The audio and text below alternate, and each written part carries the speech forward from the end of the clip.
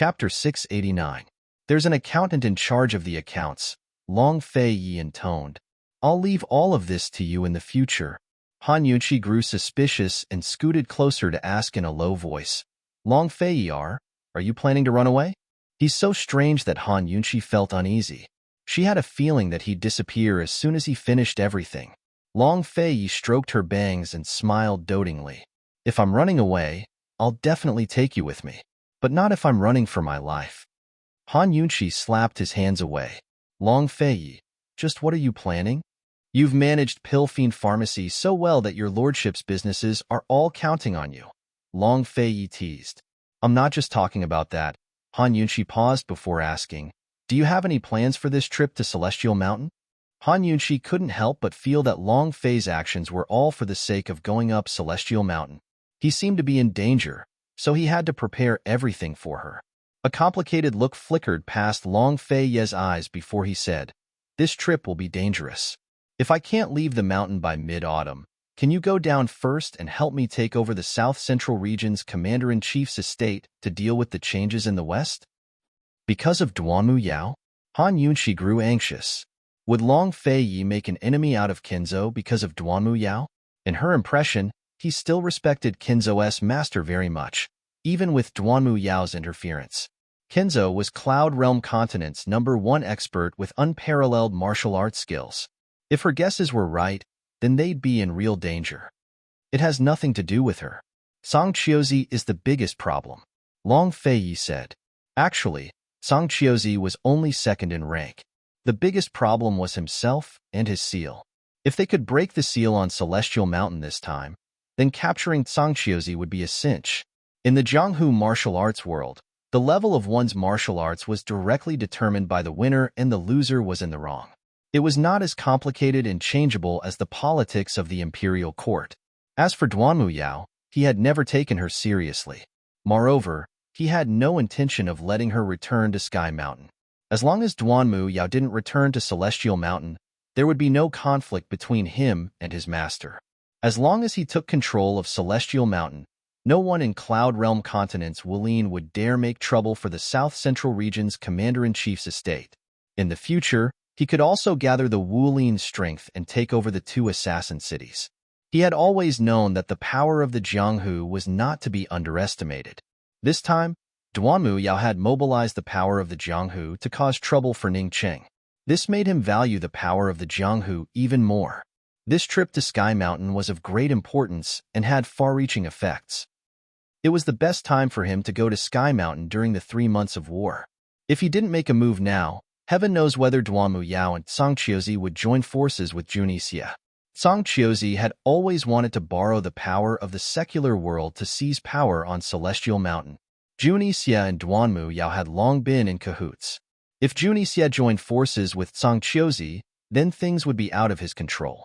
Thus, this trip was unavoidable. If he couldn't break the seal, then things would get troublesome. Both he and Han Yunqi would be in danger. Thus, if he couldn't leave the mountain by mid-autumn, he would have to send Han Yunqi down first. He'd already arranged everything. This time, he'd come back to South Ning's Commander-in-Chief's estate to tie up loose ends. If he couldn't come back, Han Yunqi would be safest at South Ning's Commander-in-Chief's estate. She controlled all of his properties there. So even if the 5 great clans wanted to make things difficult for her, she had enough chips to contend against them. Although she looked like she was taking control of the situation in his place, there was nothing important to take care of. I'm not leaving the mountain. Leave the affairs of the South Central region to Bailey Yuanlong. I went up the mountain with you, so I'm going down with you. If you're not leaving, I'm not leaving either. Han Yunqi was very serious. You don't know martial arts. You'll only get in your lordship's way if you stay on Celestial Mountain. Long Fei Yi was cruel. Han Yunqi wasn't someone who could be defeated with a single sentence. Even if you get in my way, I'll blame it on you. In any case, if you have the skills to take me up the mountain, then you have to have the skills to come down with me. How about you don't take me up the mountain? All right, then you don't have to go, Long Fei Yi said mildly, his gaze soft and doting. Long Fei Yi. Han Yunqi was furious. How could such a hateful person exist? How could he say such heartless words in such a gentle voice?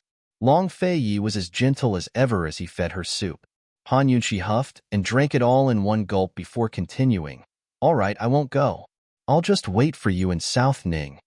After some thought, she added, if you don't come back, I'll have the South Central Region's Commander-in-Chief's estate disband, along with Chu Shifeng and the rest. I'll sell all your properties to Cloud Realm Trade Consortium at a cheap price, then wander the world with Gu. Han Yunqi's words were both a warning and a fit of anger. And also, I'll go to the Tang clan.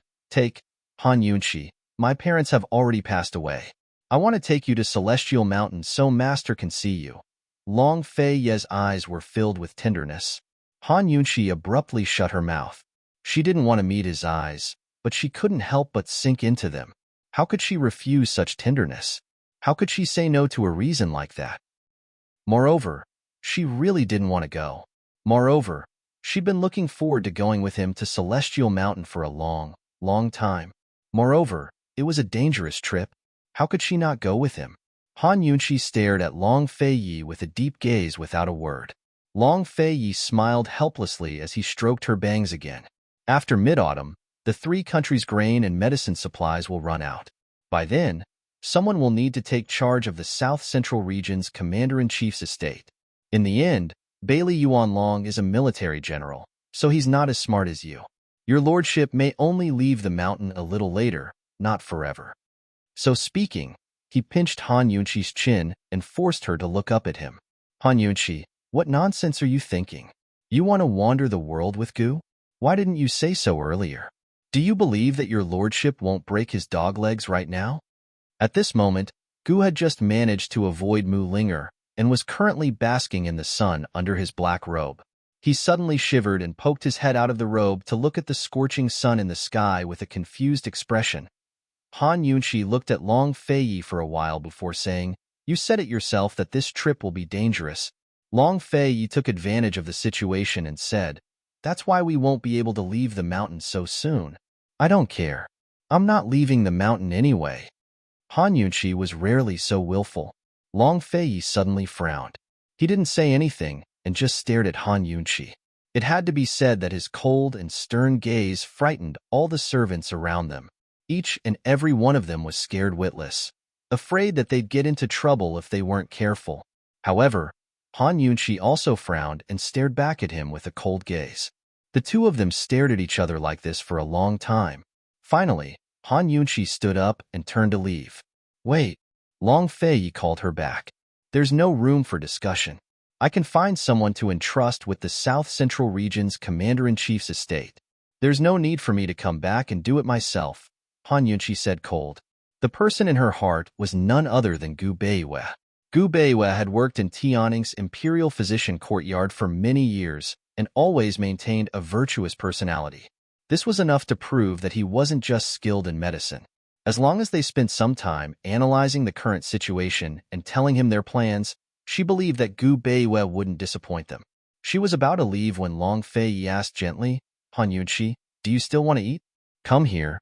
Don't starve your stomach. Han Yunqi stopped in her tracks. How was she supposed to get angry when this man was like this? How was she supposed to keep arguing? Her eyes suddenly stung and she wanted to cry. Before she could turn back, Long Fei Yi had already walked over and hugged her from behind. All right, you win. Let's eat. Han Yunqi turned around and looked at him seriously. You're not allowed to lie to me. Not allowed to lie to me? It wasn't like he hadn't lied to her before. Long Fei Yi kissed her lightly on the lips as a seal. You'll follow your lordship wherever I go, all right? Han Yunqi finally smiled. All right, tie me up with a rope. At these words, the surrounding servants all sucked in a cold breath. Qin Wangfei was too impudent. She actually called His Highness Duke of Qin a dog. However, Long Fei Yi didn't get angry. He pulled Han Yunqi back to their seats and continued eating. The two of them had a tacit understanding not to mention what had just happened. Han Yunqi wasn't so stupid. She was already on her guard and told herself that she had to be careful around mid-autumn. She had to keep a close eye on Long Fei Yi. You're not going to prepare for the extortion? Han Yunqi changed the topic. She had the courage to go with Long Fei Yi, but she was still rather worried about this matter. However, Long Fei Yi didn't take this matter to heart at all. They didn't even know who the other party was. Wasn't Long Fei Yi too calm? There's nothing to prepare, Long Fei Yi said indifferently. What if the other party not only hired Madame Lung Yu, but also Qi Zonglin? Wouldn't we be sending ourselves to our deaths? Han Yunqi wasn't joking. When they were looking for Mama Su, they had been attacked by Lung Shuangshuang and Qi Yaotian. With Long Fei Ye's current abilities, dealing with Lung Shuangshuang and Qi Yaotian was more than enough. However, bringing along someone who didn't know martial arts to deal with two city lords at the same time was truly courting death. This prince will take you there. When the time comes, no matter who we meet, this prince will defend while you attack. We'll kill them all with poison. How does that sound? Long Fei Yi asked. Han Yunqi's eyes immediately lit up like a searchlight. Back then, when she and Long Fei Yi teamed up, it was more than enough to deal with the Chu family's crazy driving arrow technique. As long as it wasn't the driving arrow technique, Long Fei Yi could bring her close to the enemy. As long as she closed the distance, there were many ways she could use poison. She didn't necessarily need to use hidden needles. All right. Han Yunqi was overjoyed. She was even more curious as to who would be so unlucky as to face Long Fei Yi and her for the first time. With Long Fei Yi's arrangements, Han Yunqi felt much more at ease. After the meal, they drank tea with Bailey Yuanlong for a while before Long Fei Yi accompanied Han Yunqi to Pill Fiend Pharmacy. They entered through a side door. To enter through the side door, they had to pass by the infirmary. The infirmary was very quiet in the afternoon as the patients were all resting. Long Fei Yi and Han Yunqi lightened their footsteps. Unexpectedly, when they arrived at the window of the infirmary, they heard a teasing voice. "Miss, you're really pretty. What's your name?" Han Yunqi didn't recognize this voice, but she was certain it wasn't someone from Pill Fiend Pharmacy. Could it be that a patient was taking liberties with another patient? She suspiciously peeked in through the window, but Long Fei Yi didn't seem interested. Unexpectedly, Han Yunqi was shocked to see someone provoking Bailey Mingxiang. Han Yunqi grabbed Long Fei Yi's hand and whispered, "Look, that person is so bold." Chapter 690. Long Fei Yi peeked into the infirmary and saw Bailey Mingxiang changing the dressing of a young man. The man looked to be in his early 20s and was dressed well. It was obvious at a glance that he came from a wealthy and respectable background. However, the frivolity and wretchedness between his brows made anyone who saw him know that he was a lecherous wastrel. Bailey Mingxiang finished treating the man's wound and was about to stand up when the man grabbed her wrist. Bailey Mingxiang struggled a few times, but couldn't break free. Without a doubt, she'd been teased. That's the seventh young master of the Xiao clan, Xiao Chou, and's favorite grandson. Long Fei Yi recognized the man at a glance. Han Yunqi knew the Xiao clan because she'd met them this morning. They were the head of the 5 great clans and had the highest status. So what? He dares to tease Pill Fiend Pharmacy's people. He must be tired of living. Han Yunqi was about to enter when a bag of medicinal ingredients suddenly hit 7th young Master Zhao's wound. 7th young Master Xiao immediately let go and clutched his knee. "It hurts like hell. Who is it? Are you looking to die?" Su Xiaoyu walked in with another bag of medicine in her hands. "Your great aunt is me." Even Bailey Mingxiang sucked in a cold breath, much less 7th young Master Xiao. Su Xiaoyu was younger than 7th young Master Xiao by more than 10 years, but this little girl was calling herself great aunt. Han Yunqi almost laughed out loud. She wasn't planning to go in, but wanted to watch the show from the sidelines. "Call the guards over. Let's go," Long Fei Yi said. He was too busy to pay attention to such trivial matters. "No need. That little great aunt can handle it. You go first." Han Yunqi was in a good mood. This was her first time seeing Su Xiaoyu help Bailey Mingxiang. Long Fei Yi didn't rush her, but left. At noon, he'd received news that Gu Beiwei had returned to Pill Fiend Pharmacy with Gu and the rest. He could use this chance to talk to Gu Beiwei about Chu Shifeng's situation. After Long Fei Yi left, Han Yunqi hid outside the window and watched quietly. Not long after, all the patients in the infirmary woke up. Su Xiaoyu and 7th young Master Zhao's voices were louder than the other. "Stinky girl, where did you come from? How dare you talk back to me? Do you know who I am?" 7th young Master Xiao actually stood up. Bailey Mingxiang looked at the bleeding wound on his leg in disbelief. This guy was clearly being carried in, and he kept mumbling that his legs were going to be crippled. How could he stand up now? What a good actor he is. I don't know who you are. This is not a brothel. When Su Xiaoyu said this, Bailey Mingxiang got angry. How could she talk like this? Is this little girl going to scold me as well? But Su Xiaoyu only said, if you dare to touch her again, do you believe that I'll poison you to death? You, which eye of yours saw me touch her? I wouldn't want her even if you gave her to me, seventh young master Xiao said disdainfully. As soon as he finished speaking, Su Xiaoyu threw the medicine bag in her hand at his head, scattering its powder all over his face. Cheap wench. Seventh young master Xiao was furious as he lunged at Su Xiaoyu. Someone come. Someone come. Bailey Mingxiang shouted. But Su Xiaoyu only said cold, what are you muttering about? I can handle this beast by myself. The guards soon arrived. Su Xiaoyu waved her hand, indicating for them to withdraw. She leaned to the side to avoid seventh young master Zhao's claws and pulled Bailey Mingxiang far away. Bailey Mingxiang looked at Su Xiaoyu's small hand, tightly holding her big hand. A strange feeling flashed through her heart, but she couldn't explain it clearly. She realized that this child's hand was especially cold. Seventh young master Zhao's head was covered in powder. He rubbed his eyes and lunged at them again, but he still missed. After a few rounds, seventh young master Xiao flew into a rage out of humiliation. Do you know who I am? I am the seventh young master of the Xiao family. How can you use the two words seventh young master? Suddenly, a crisp voice was heard. A figure flipped over the windowsill and came in. This person was none other than Mu Ling-er. Han Yunqi was very surprised. She didn't expect Mu Ling-er to come back. If that was the case, then Gu should have returned to Pill Fiend Pharmacy. Mu Ling-er, you're in charge of Pill Fiend Pharmacy now, right? These two lowly slaves actually joined hands to slander this young master and even threw medicine at me. How vile. How does Pill Fiend Pharmacy teach its servants? This young master will take these two away, otherwise, this matter won't be over. Seventh young master Xiao was very familiar with Mu Ling-er, but he didn't know that Su Xiaoyu and Bailey Mingxiang were Qin Wangfei's people. Mu Ling-er looked at him disdainfully and sneered, didn't you hear what this young miss said? Seventh young master Xiao really didn't notice. He only saw that Mu Ling-er's attitude was strange, so he asked, what do you mean? Without a word, Mu Ling-er kicked him squarely on the wound on seventh young master Zhao's leg. Finally, seventh young master Xiao lost his footing and fell on his butt. Su Xiaoyu looked at him with incomparable admiration and wanted nothing more than to give him another kick. Bailey Mingxiang, on the other hand, was very worried.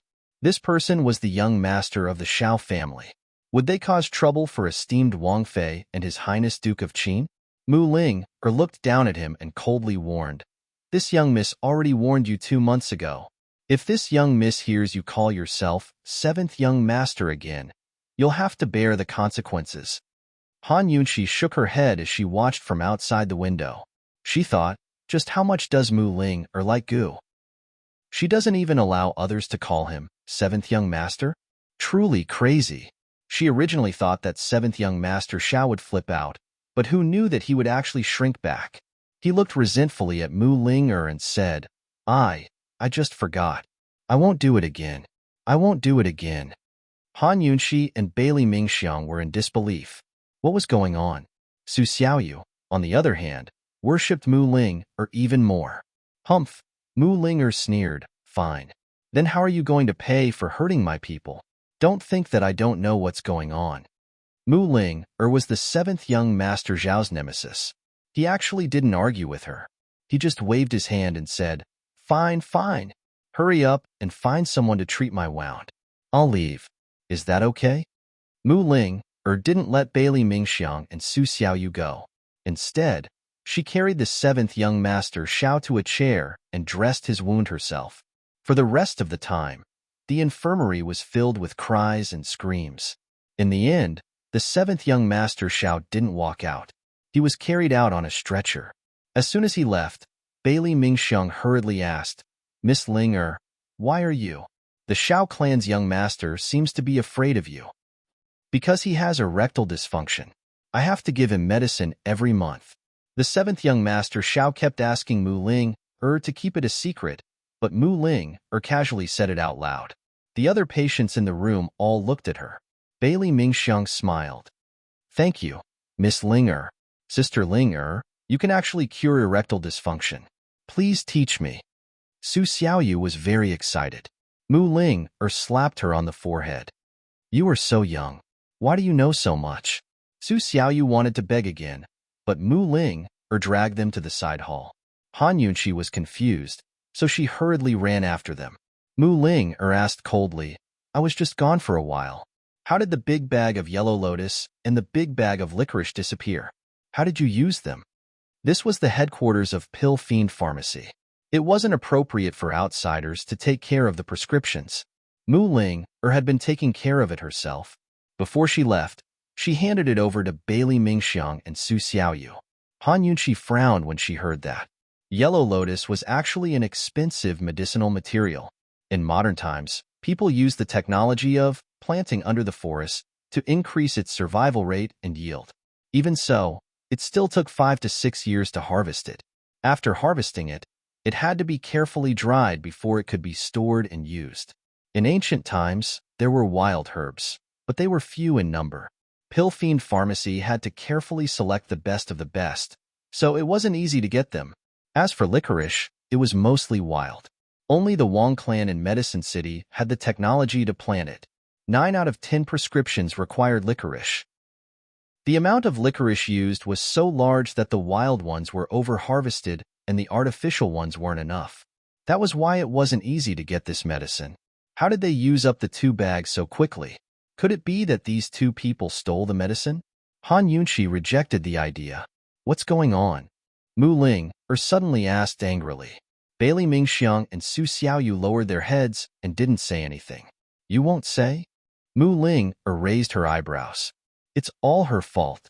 She insisted on adding licorice to every prescription, saying that she was afraid the medicine would be too bitter for the patients to eat. Su Xiaoyu said coldly, Bailey Mingxiang, you have such a good heart.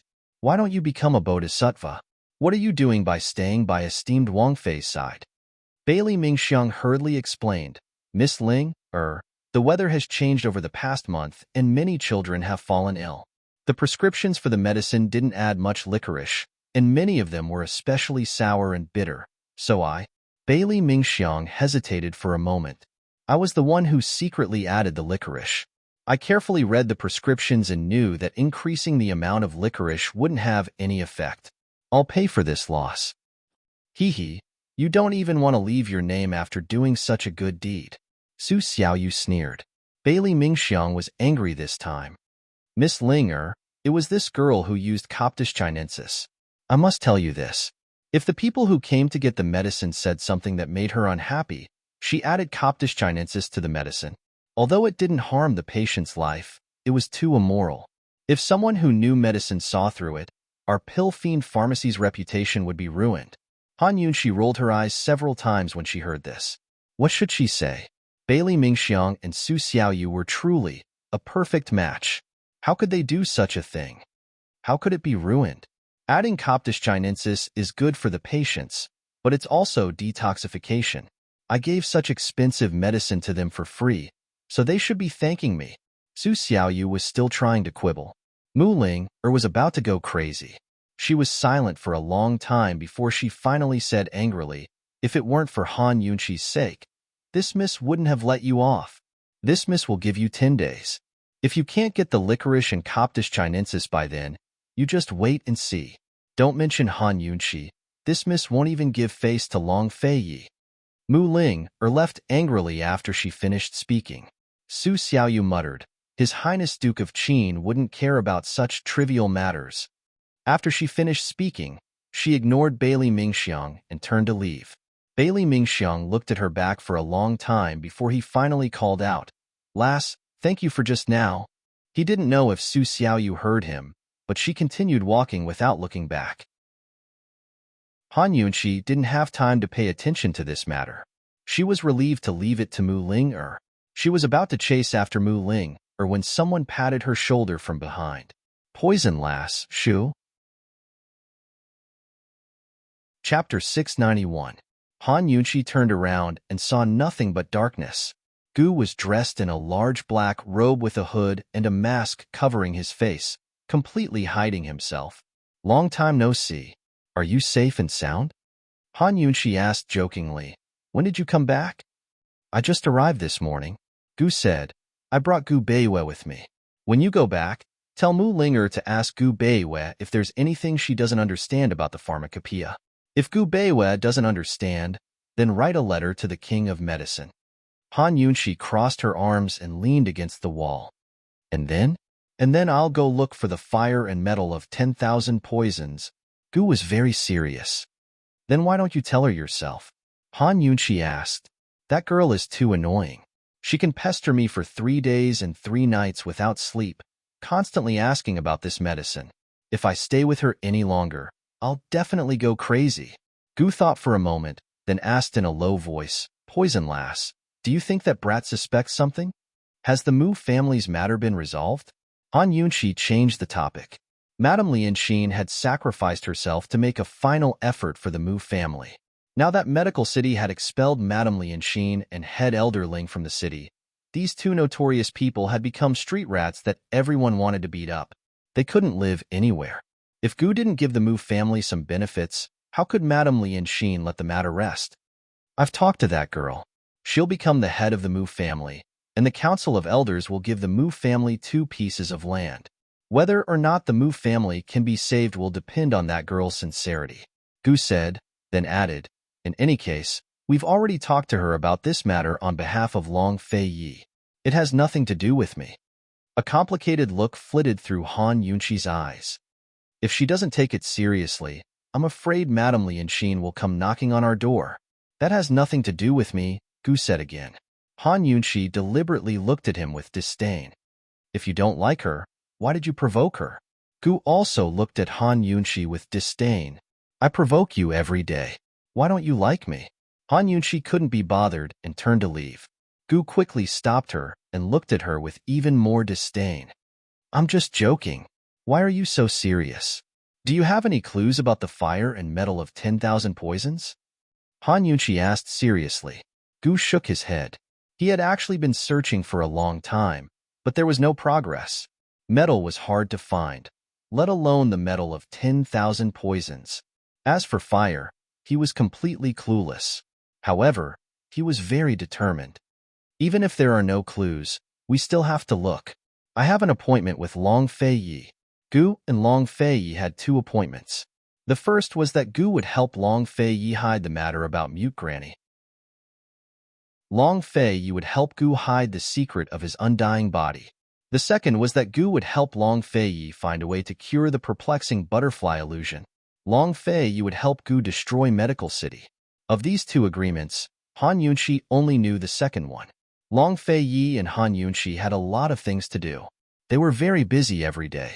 However, Gu only wanted to do one thing in his life. He always remembered his appointment with Long Fei Yi. When are you leaving?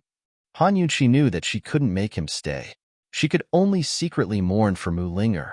Now, if it weren't for the fact that he wanted to see Han Yunqi, Gu would have left in the morning. He asked, Are you planning to stay in Ningnan for a long time? After the war between the 3 countries is over? We're going to Tian Shan Mountain. I think we'll be staying there for a while, Han Yunqi said in a low voice. Tian Shan Mountain? Why are you going there? Gu was curious. Is Long Fei Yi going there to practice martial arts? It's not the right time, right? Han Yunqi looked at Gu and smiled bitterly. This guy was very smart, but he never cared about the current situation. Anyone who cared about the current situation would have guessed that Long Fei Yi went to Tian Shan Mountain to take advantage of the martial arts world's power. If Gu Beiwe was indifferent of fame and fortune, then Gu was someone who didn't have the concept of fame and fortune. He always lived in his own free and easy world, doing whatever he wanted without any restraints. Han Yunqi actually liked him a lot, but this kind of like had nothing to do with romance. Gu rubbed his chin and pondered for a while. He said seriously, Actually, there's no need to practice Long Fei Yi's martial arts. If I were him, I would take you to eat and drink well. Why would you need to practice martial arts? I'd just like him to practice martial arts. Han Yunqi was always on Long Fei Yi's side. Han Yunqi, what exactly do you like about Long Fei Yi? Although Gu was smiling, Han Yunqi was inexplicably stunned. She hadn't heard Gu call her by her name for a long time. Like, I don't know, Han Yunqi said lightly. Useless. Gu was disgusted. He took out a palm-sized blood-red wild mushroom from his black robe and stuffed it into Han Yunqi's hand. Then, he walked away without looking back. Hey, what's this? Aren't you going to have a meal with me before you leave? Gu. Old ghost. Gu didn't look back. He waved his hand. Remember to miss your chi, brother. Wait for my good news. Be careful. Han Yunqi chased after him for a few steps, but Gu quickly disappeared. Han Yunqi looked at the wild mushroom in her hand seriously and was shocked. This was a good medicine for women to replenish their blood and energy. It would take at least 500 to 600 years to grow to this size. Han Yunqi looked at it for a long time. Her heart was filled with mixed feelings. She smiled helplessly. Silly. Han Yunqi didn't give this precious blood mushroom to Mu Linger.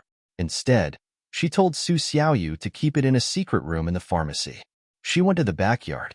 Before she even entered the room, Lil Thing pounced at her and let out a shrill cry that resounded through the backyard. Squeak. Han Yunqi immediately covered its mouth. Did Gu Beiwa give you a stimulant? Ever since they came back from the medicine requesting cave, Lil Thing had been guarding Gu Beiwa. Now, it was finally back in her hands. Inside the room, Long Fei Yi heard Lil Thing's voice and was puzzled. What's that mouse called? It should be the Princess Consort. Gu Beiwa knew Lil Thing better than anyone else. Just like Lil Thing, it knew young master better than anyone else. Long Fei Yi left without another word. Gu Beiwa smiled faintly. He carefully cleaned up the teacup that Long Fei Yi had used. When Han Yunqi carried Lil Thing into the room, she didn't see any trace of Long Fei Yi. Greetings to the Princess Consort. Gu Beiwa was always so gentle and modest. Even if he couldn't stand up, he still remained seated in his wheelchair with his hands clasped in front. Han Yunqi always ignored his respect. She sat in Long Fei Yi's former seat and poured herself some tea. Since when did you like drinking tea? In her impression, he'd always been drinking tea by himself when she came to see him. I've got more free time than before, Gu Beiwa smiled. You won't be free from now on, will you? The people who want to make appointments with you can line up all the way out of the city. Han Yunqi smiled back. She always felt so comfortable when she was with him. She couldn't help but smile, and even her fretful heart would calm down in an instant. They'd barely spoken when Lady Hellion and Little Er's voices came from outside. Yunqi, you're here. You made us look for you. Big sis, you're finally back. Is my master back too? It was rare for Gu Beiwa and Han Yunqi to have some alone time together, but Lady Hellion and Little came to find them. Wasn't this too much of a coincidence? Gu Beiwa's eyes flashed with helplessness, but it was nothing more than helplessness. Very soon, Lady Hellion and Little came in. Lady Hellion was still as beautiful, graceful, and charming as ever. Long time no see, Little He'd grown up. Han Yunqi remembered that when she'd saved him at the Han estate, he was only a 6-year-old child. Now he was almost 10 years old. He wasn't as delicate as before, but his temperament was still clean and clean. Those clear black and white eyes looked even more stubborn than when he was young. As soon as he saw Gu Beiwa in his wheelchair, Han Yunqi almost burst into tears. They all knew about Gu Beiwa's injuries. Gu Beiwa didn't say a word, but called out to him. Han Yunqi sniffled a few times and held back his tears. Master, when will you get better? I'll be fine after resting for more than a month, Gu Beiwa said honestly. Lady Hellion was also very concerned. Dr. Gu, if you need any help, just let me know. Don't be shy. Gu Beiwa responded with a faint smile. This topic was a bit heavy, so Han Yunqi changed the topic.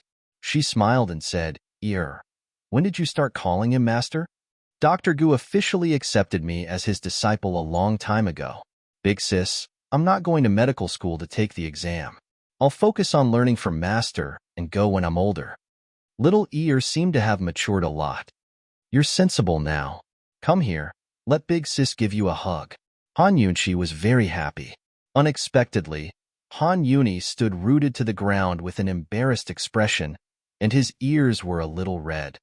Oh, this child knows the difference between men and women. Han Yunshi laughed. Children in ancient times matured early and expressed their feelings in a different way. No wonder little Ear was shy. Come here, I won't molest you. Don't worry. Han Yunshi smiled and beckoned with her finger. Only then did little Ear dare to go over. Han Yunshi ruffled his hair and asked, "What rank are you now?" Although he wasn't going to medical school to take the exam, he could still use the medical school's ranking system as a reference.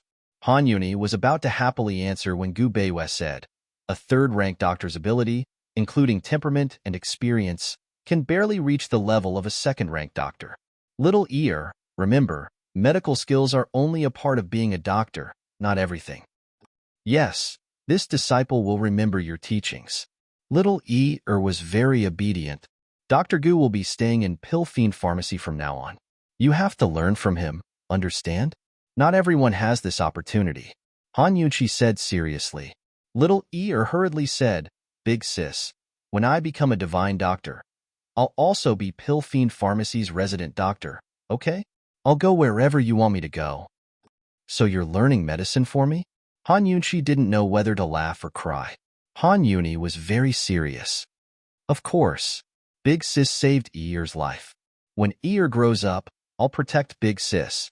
Although Han Yunchi didn't need this kind of protection, when she heard this, she couldn't help but want to pull little Ear into her arms and hug him. It was too heartwarming. Little Ear, when you grow up, you have to protect your mother, wife, and children. You're learning medicine because of your talent and interest.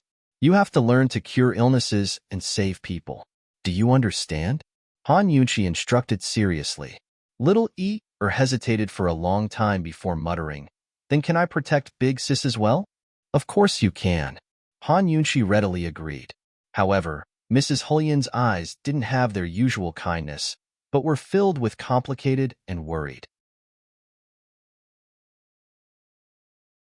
Chapter 692. If it wasn't for Han Yunchi, Lady Helian and Ear would have been chased out of the house by Lady Su long ago. The Han family owed Han Yunchi so much, but Han Yunchi still tried her best to protect their most talented son even when she couldn't even protect herself. Lady Helian admitted that she'd once suspected Han Yunchi and suspected that she was only trying to hold mother and son hostage so she could take the Han family's pharmacopoeia and properties for herself. But Han Yunchi didn't. Everything she did was for the sake of the Han family. She'd spent a lot of effort on Ear and wanted him to become a man of indomitable spirit. She wanted him to shoulder the heavy responsibility of reviving the Han family's pharmacies. Han Yunchi doted on little Ear just as much as his mother herself. Seeing the stubbornness in Ear's eyes, Lady Helian couldn't help but knit her brows. What was Lady Helian worried about? In the past, when Ear said he wanted to repay his big sister, she'd always praise him for being sensible and teach him not to be ungrateful. But now, she was only filled with worry. She wasn't afraid of anything but losing her son. Thus, there were some things she couldn't control. "Seventh madam, what are you spacing out for? Come drink some tea." Even though Han Yunchi was the high and mighty Qin Wangfei, she still treated Lady Helian with respect. In terms of seniority, she really did have to call Helian Zuexiang, "Seventh madam." As soon as Lady Helian walked over, she pulled Ear into her arms and asked about Han Yunchi's health as usual. Then she told her about the Han family's Four Directions pharmacy. After chatting for a while, Han Yunchi told Gu Beiwei to rest before they left together. As soon as they stepped out the door, Lady Helian asked in a low voice, "Yunchi, it's been so many years. Why hasn't there been any movement from your stomach?" Han Yunchi didn't expect this at all. Although she knew many people were concerned about this question, no one had asked her so directly ever since she'd been questioned at Tianning's imperial palace. "It should be time for some movement," she muttered to herself. "His Highness Duke of Qin doesn't want children?" Madame Hulian's voice grew even softer. Han Yunchi smiled. "I'm too busy. I don't have time." "Then when do you want it?" Madame Helian muttered. "His Highness Duke of Qin isn't young anymore. You don't have any plans for the next year and a half, right?" "I'm busy too." Han Yunchi wasn't making up an excuse. It was the truth. Long Fei Yi was busy, so how could she be free? In 2 days, she had an appointment to save Grand Concubine E, and in a few days, she had to prepare to ascend Celestial Mountain. Both were dangerous affairs, but she had been working hard on cultivating her poison storage space, hoping to break through to the second or third level as soon as possible. She hoped to be of help to Long Fei Yi. She didn't even have time to fall in love, so where would she find the time to have children? Thinking of this, Han Yunqi smiled. What are you laughing at? Madame Hellion didn't understand. It's nothing. You guys go ahead. I'll go find Linger, Han Yunqi said. But Madame Hellion didn't leave. Yunqi, there's chaos in the north. You guys won't be leaving this time, right? South Ning is such a nice place. Don't keep going to dangerous places. I'll go wherever Long Fei Yi goes. There's no danger with him around, Han Yunqi teased. She wouldn't tell anyone else about her trip to Celestial Mountain. A married daughter is like spilled water. Madame Hellion was helpless, but little Er was delighted. That's right.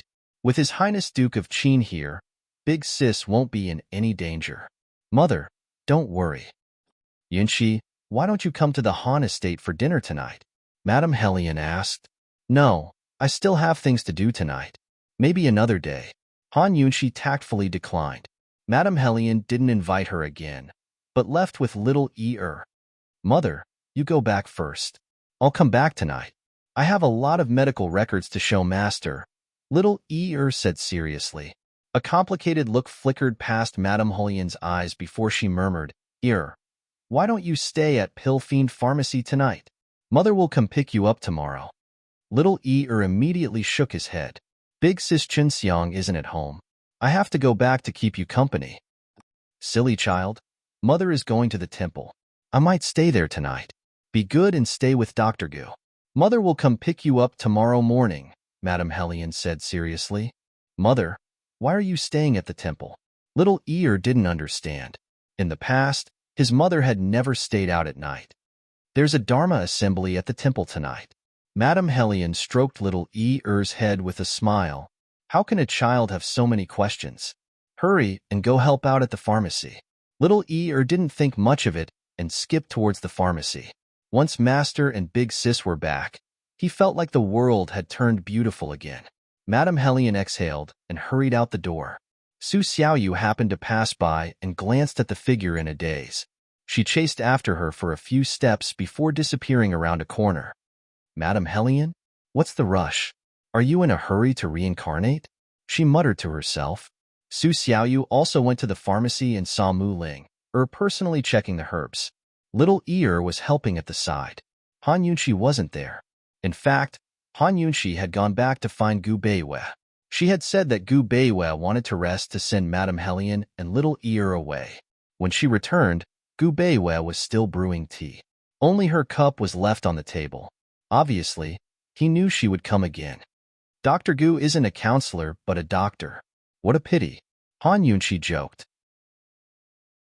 It's just that I've been in the palace for so long that I'm used to observing people's expressions. Now I'm more careful, that's all. Gu Beiwei was very modest. Esteemed Wang Fei, do you have something important to discuss? His Highness and I will be going to Celestial Mountain at the beginning of next month.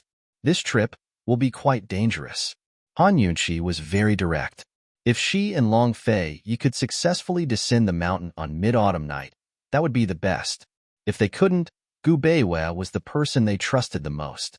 In fact, Gu Beiwei had already known about the trip to Celestial Mountain because Long Fei Yi had just talked to him when he arrived. His face was full of shock. What? His Highness Duke of Qin is Kenzo's closed-door disciple. Esteemed Wang Fei, did something happen? That's Kenzo's family business.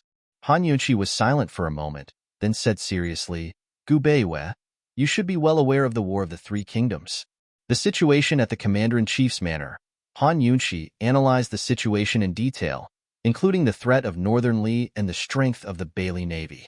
Gu Beiwei didn't interrupt her, but listened to her carefully.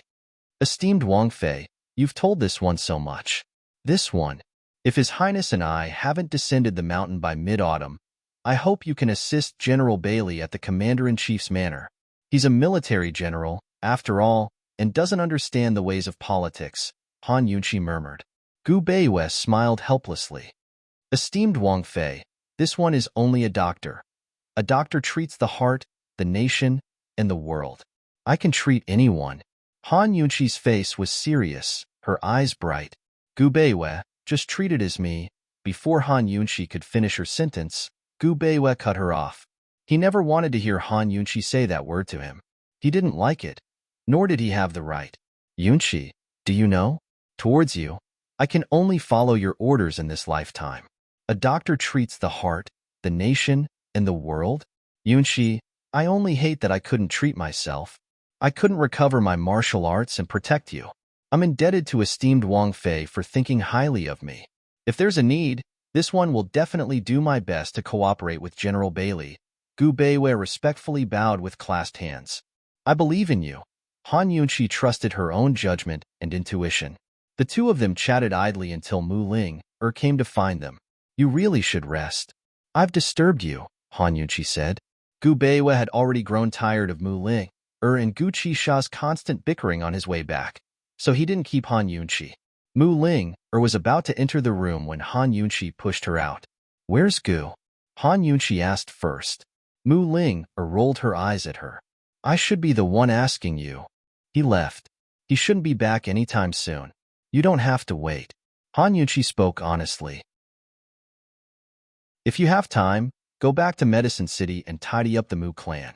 Don't let Lady Lianxin find you. Mu Ling's bright eyes immediately dimmed. She walked with Han Yunqi into the flower gardens in silence. Before she knew it, she'd hooked her arm around Han Yunqi's. Han Yunqi only glanced at her without a word. After walking for a while, Mu Ling finally spoke. Han Yunqi, what? Why is it so hard to like someone? Tired? Han Yunqi asked. Very tired. Mu Ling replied honestly. It's been so many years. He's always running away, and I'm always chasing after him. I've almost run all over Cloud Realm continent, but I just can't catch him. You won't be tired if you don't like him, right? Actually, Han Yunqi herself didn't understand. You'll die. You'll die if you don't like him. Mu Ling blinked her big, bright eyes with determination. Han Yunqi was speechless. Not to that extent. Will you stop liking the Long Fei Yi one day? Mu Ling asked. I've never thought about it. Han Yunqi didn't even consider this question. Aya, you're different from us. Mu Ling hung her head dejectedly, but she still raised it in the end with a proud expression. Humph, I'll wait. When he's old, there'll be a day when he can't run anymore. Mu Linger lifted her head to look at the skies, the gentle April sunlight shining down on her clean, stubborn face. Her heart was as firm as gold, her eyes sparkling as her lips quirked up. She was in the prime of her youth and beauty. Gu Ling will wait for you until the end of time. I'll wait until the seas turn blue. I'll wait until prosperity falls. I'll wait until the years are peaceful. But Gu Qishao, when will you grow old? Han Yunqi looked at Mu Linger, not knowing whether to laugh or cry. That's a good idea. I'm serious. Mu Ling said loudly. I know. Han Yunqi nodded repeatedly. Night fell. Before leaving Pill Fiend Pharmacy, Han Yunqi told Su Xiaoyu to give the blood mushroom to Mu Ling. Mistress, this is good stuff. You have to keep it for yourself. Although Su Xiaoyu admired Mu Ling, she still thought of Han Yunqi first. Lord Pill Fiend gave it to her. Take it, Han Yunqi ordered coldly. Su Xiaoyu rubbed her nose and could only do as she was told. Although this wasn't appropriate and was being nosy, Han Yunqi really felt sorry for silly Ling. What girl wasn't silly in the face of love? The only ones who weren't silly were those who had been hurt and no longer believed in love. Seeing Long Fei Yi coming over, she restrained her thoughts. She knew that she was often very silly in front of Long Fei Yi. On the way back, Han Yunqi tightly held Long Fei Yi's hand. 2 days later, they arrived at Lost Void Lake as promised. Chapter 693. Lost Void Lake was a rather mystical place. It was located in the forest north of South Ning County. There was only one path leading to the lake, and it was covered in white fog all year round. Once one stepped in, it was extremely easy to get lost, so it was called the Lost Path. However, as long as one passed through the Lost Path, One would feel as if the clouds had parted to reveal the moon. One could see a strange lake. There was a lake in the lake, and from afar, it seemed like the lake was hollowed out, so it was called the Empty Lake. There were many ferocious beasts in the forest, so people rarely came to this place. Long Fei Yi and Han Yunqi rode their horses here, but they dismounted before reaching the lost path. It was noon, but the entire forest was gloomy and cold, like an otherworldly place. They saw that both sides of the lost path were planted with parasol trees, and there was a straight path in the middle of the trees. The white fog on the path was relatively sparse, and they could barely see the road. On both sides, it was a vast expanse of white, like a sea of clouds. Along the way, Long Fei Yi and Han Yunqi talked about the strange scenery here. Han Yunqi paid attention. She activated the detoxification system from afar, but it did not detect any poison. Nature was great and awe-inspiring. Many natural phenomena could not be explained. Han Yunqi stood at the intersection. After confirming that the fog was not poisonous, she enjoyed the beautiful scenery of the lost path with great interest. "It's too despicable to find such a place," she sneered. The robbers would definitely set up an ambush on the lost path. Long Fei Yi held her hand, their fingers intertwined tightly. He said in a low voice, "Be careful. Don't worry, leave this part of the road to me." Han Yunqi liked the white fog too much. She took out 2 pills, one for herself and the other for Long Fei Yi. Then she held Long Fei Yi's hand tightly. "Long Fei Yi, I'll protect you on this part of the road. Do you trust me?" "I do." Long Fei Yi knew that Han Yunqi used poison. The path was long, and there must be many ambushes. The enemy was in the dark while he was in the light. He had originally planned to spend a long time on this path. Now that Han Yunqi had made her move, he could rest assured. Even Jun Yixia, who came from the 100 Poisons sect, could not escape from Han Yunqi's poison. Who else in this world could be lucky enough to survive her poison? They really had to thank the person who chose this place. Otherwise, a powerful poison master like Han Yunqi would be useless. The two of them held hands, and their figures were quickly submerged in the white fog. How much did Long Fei Yi trust Han Yunqi? Other than holding her hand tightly, he was very relaxed.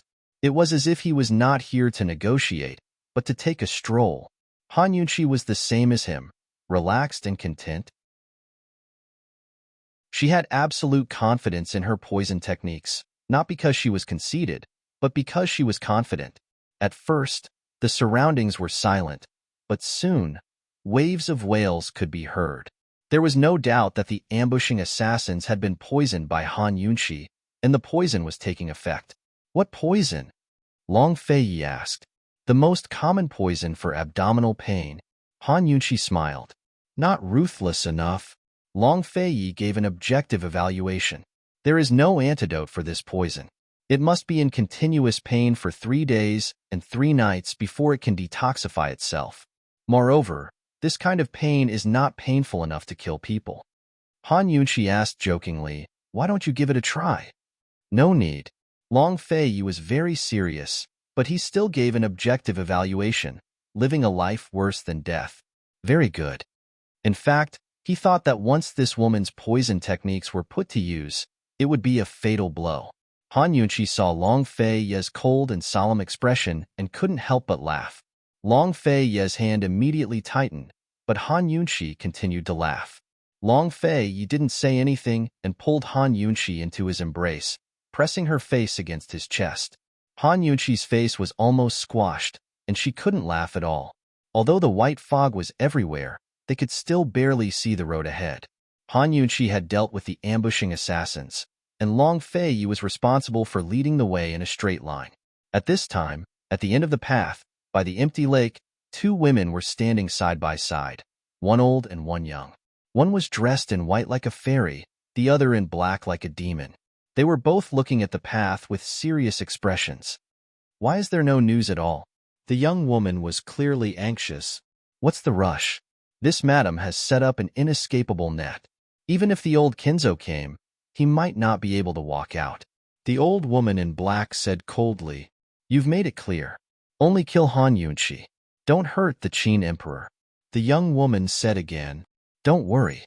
The old woman in black was a little impatient. The young woman was still worried and added, I'll say the ugly words first. If your people hurt the Qin emperor, you won't get a single penny.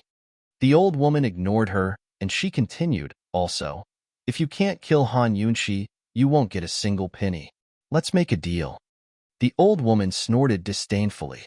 Just as she was about to speak, a female assassin in black suddenly rolled out of the white fog.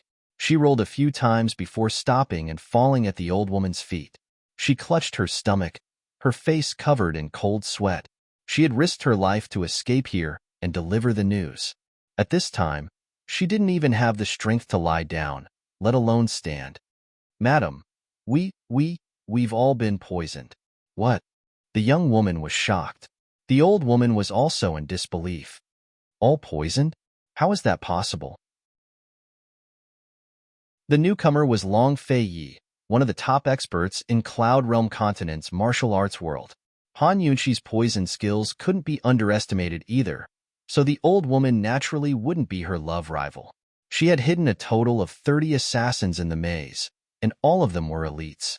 How could they be wiped out before the battle even started?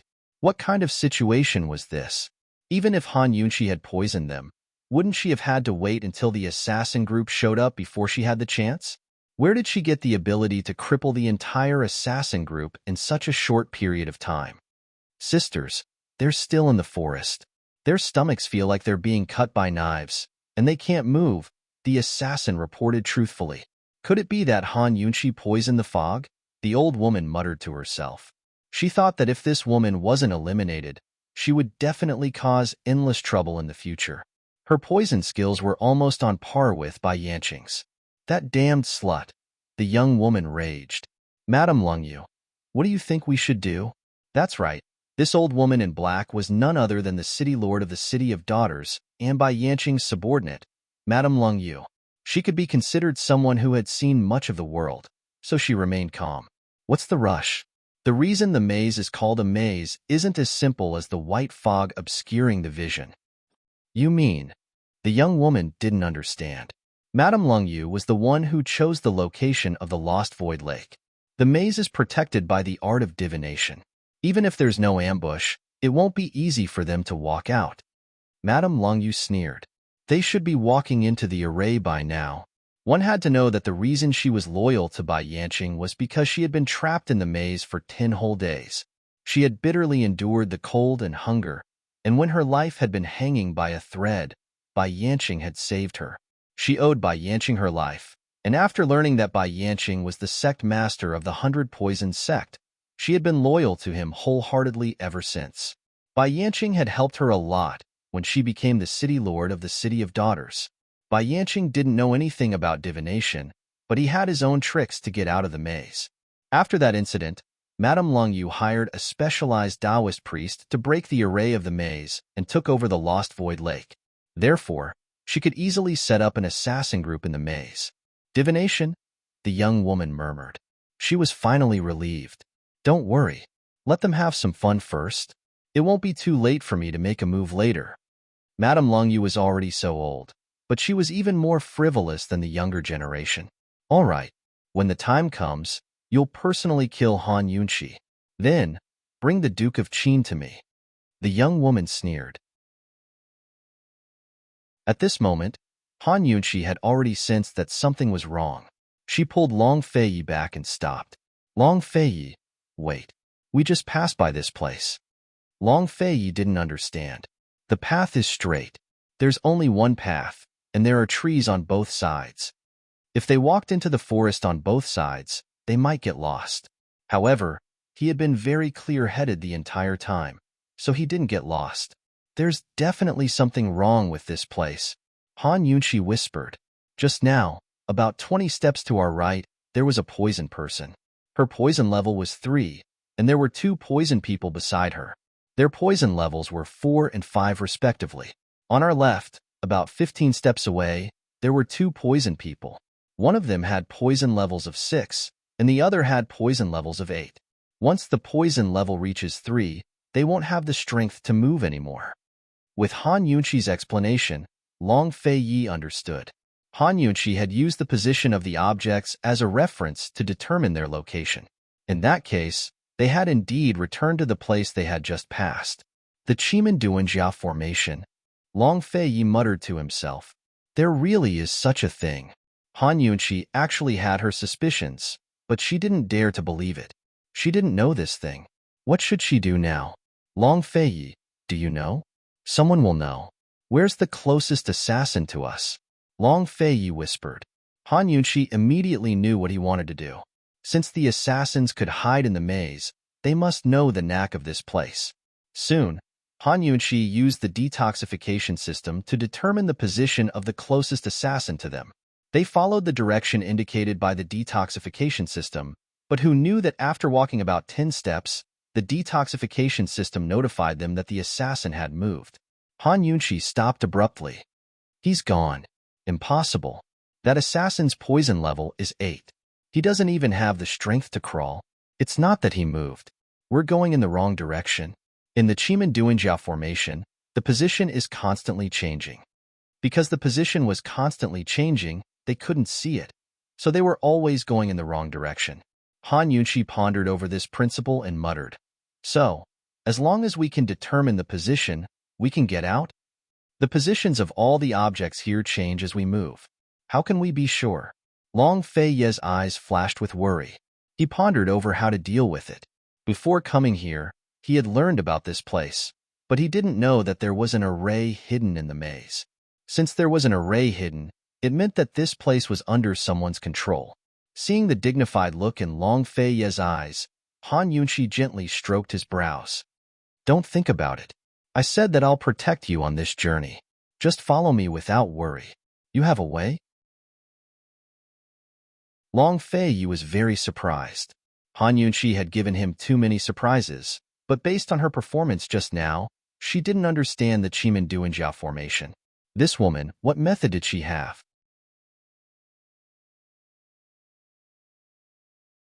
Chapter 694. What could Han Yunqi do? She surveyed her surroundings, carefully observing the density of the fog and the direction of the wind. The mysterious expert who saved Jun Yixia on Fishery Island could create a large patch of poisonous fog out of thin air. Han Yunqi didn't have this ability. However, in this white fog, she could effortlessly create a patch of poisonous fog. A woman who was serious was truly beautiful. Although Long Fei didn't understand Han Yunqi's thoughts, he didn't disturb her. He looked at Han Yunqi as if he was admiring a treasure. The more he looked, the more satisfied he was. Han Yunqi was so serious that she didn't notice how affectionate Long Fei's gaze was. She concocted a poison from the detoxification system and scattered it on the ground. The smell of the poison quickly spread. It was as unbearable as the stench of her feet. Long Fei covered his nose. "What's this?" Han Yunqi pulled him back. "Wait, a guide will be here soon." A guide? Was Han Yunqi using the poison to lure something over to lead the way? However, Long Fei still couldn't figure it out. What could lead the way? The only way to find out was to wait. In the fog, the smell of the poison spread quickly. Long Fei and Han Yunqi both covered their noses. They stared at the poison on the ground and waited in silence. At this moment, Madame Longyu and the young woman were also waiting by the side of the empty lake. The young woman didn't have any patience at all. She started to urge Madame Longyu again. "How long do we have to wait? Aren't you free to enter and leave? Why don't you go and kill Han Yunqi yourself?" Madame Longyu didn't even look at the young woman. She said coldly, "There's poison in the fog. If you want to die, go ahead. Do we have to keep waiting like this? What if the poison never disappears?" The young woman asked again. "Wait for them to beg for mercy. Wait for Han Yunqi to hand over the antidote." Madame Longyu kept staring at the maze. She had come here specifically to deal with the Duke of Qin, but she hadn't expected Han Yunqi to be even more difficult to deal with than the Duke of Qin. Of course, she didn't expect the woman beside her to be so impatient and stupid. "Beg for mercy," the young woman mumbled to herself. Suddenly, she became excited. "Good. I'll wait. I want Han Yunqi to beg me, and I want the Duke of Qin to beg me." All of the young woman's restlessness and anxiety vanished, to be replaced by excitement and agitation. As soon as she thought of Han Yunqi begging for mercy and the Duke of Qin begging her for mercy, She was so moved that her blood vessels flared. Every pore on her body was tingling with excitement. He couldn't wait for that moment to arrive. At this time, Han Yunxi and Long Fei had already gotten the answer they wanted. They saw a large cloud of black fog flying out from the white fog. It didn't move very quickly, but moved slowly. If this was before he met Han Yunxi, Long Fei would have thought the black fog was a poisonous fog, but ever since he'd gone with Han Yunxi to deal with the poison mosquito swarms, Long Fei's horizons had widened. This wasn't a poisonous fog, but a swarm of poisonous mosquitoes. When the mosquito swarm drew near, Long Fei and Han Yunxi both heard a buzzing sound. The swarm pounced on the ground and swallowed up the poison on the ground. They were frantically trying to eat the poison. You want them to lead the way? Long Fei still didn't understand. When Han Yunxi had been kidnapped by Junixia, she'd used the mosquito swarm as a guide to lure him and Chu Shifeng to find her. But in today's situation, would the mosquitoes be able to break through the maze after eating the poison? What's so special about this poison? It was already pretty good that Long Fei could guess this much. Han Yunxi admired him in her heart, but purposely kept him in suspense. With a smile, she asked, Long Fei, you don't believe me? Long Fei's mouth twitched. I do, he said, but didn't ask any more questions.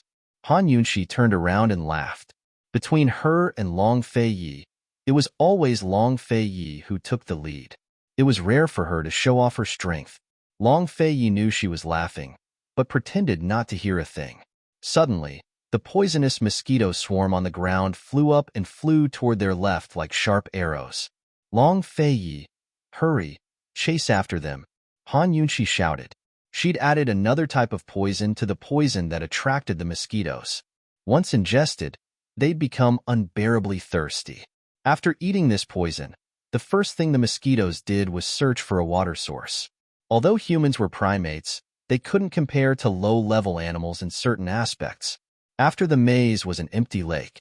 Although Han Yunxi didn't know why there wasn't any fog, she was certain that the humidity there wouldn't be lower than in the maze. The mosquitoes could use the humidity to pinpoint the direction of a water source. They didn't have thoughts, only instinct. No matter how the maze changed directions, it wouldn't affect their judgment.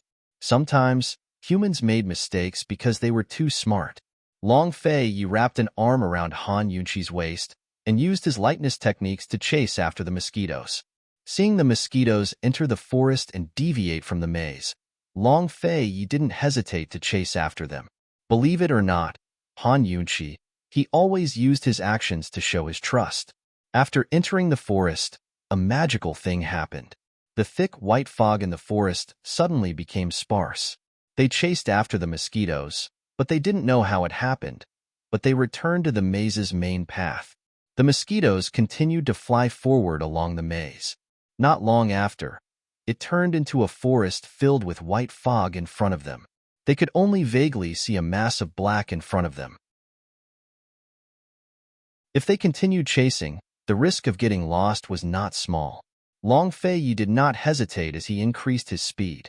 However, after passing through the forest, they returned to the maze. They could vaguely see the end of the maze in front of them.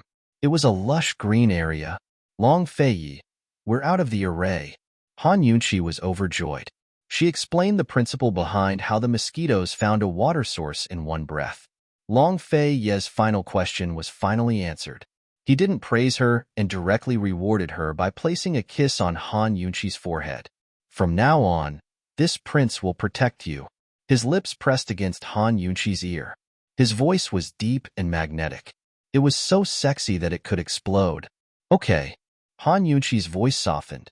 Long Fei tightened his grip on Han Yunxi's waist and unsheathed his sword. He moved with the sword as fast as an arrow, quickly catching up to the poison mosquito swarm and following closely behind. When Han Yunxi was protecting Long Fei did not close his eyes. However, when Long Fei was protecting Han Yunxi, she leaned against his chest with her eyes closed, completely relaxed. She didn't know how much Long Fei trusted Han Yunxi, but Han Yunxi absolutely trusted Long Fei. Madame Lung Yu and the young woman were still waiting. Suddenly, the young woman exclaimed, Madame Lung Yu, look, what's that? Madame Longue had already seen it. She saw a large cloud of black fog flying over from the maze. It was so fast that it looked like it was going to drown everything. Madame Longue was dumbstruck. She was so shocked that she couldn't speak. "Is that poisonous fog?" the young woman asked anxiously. "No, it's Han Yunqi," Madame Longue muttered to herself. She hadn't seen this scene in a long time, but it was also too familiar. Back when she was trapped in a formation, Bai Yanqing had also accidentally entered the formation and bumped into her. Bai Yanqing had used this kind of poisonous fog to break the maze formation. This poisonous fog was not fog, but a swarm of mosquitoes. She didn't expect Han Yunqi to be so capable at such a young age. Her poison skills must be far superior to Jun Yi's. She might even be able to contend against Bai Yanqing. Who was this girl's master? Was she more powerful than Bai Yanqing? Did Bai Yanqing know about this? What kind of nonsense are you spouting? It's just poisonous fog. It's normal for poisonous fog to appear in this godforsaken place, the young woman said unhappily. It's Han Yunqi. They've come out. Madame Longue drew her long sword and went on guard. How is that possible? How can Han Yunqi know the art of divination? The young woman was furious. It was as if Han Yunqi couldn't know the art of divination. She huffed and said, "Madame Longue, don't panic at the sight of poison. Han Yunqi's poison skills are powerful, but..." Before she could finish her sentence, she heard a buzzing sound. She was shocked and turned to look. At the same time, Madame Longue leaped into the air. The young woman saw a dense swarm of poisonous mosquitoes pouncing towards her. She wanted to escape, but she was so shocked that she couldn't move her limbs. All she could do was scream. "Ah! Ah!" The swarm of mosquitoes swallowed her whole, but they didn't hurt her. Instead, they flew past her and into the lake. Scared to death, the young woman covered her face with her hands and screamed with all her might.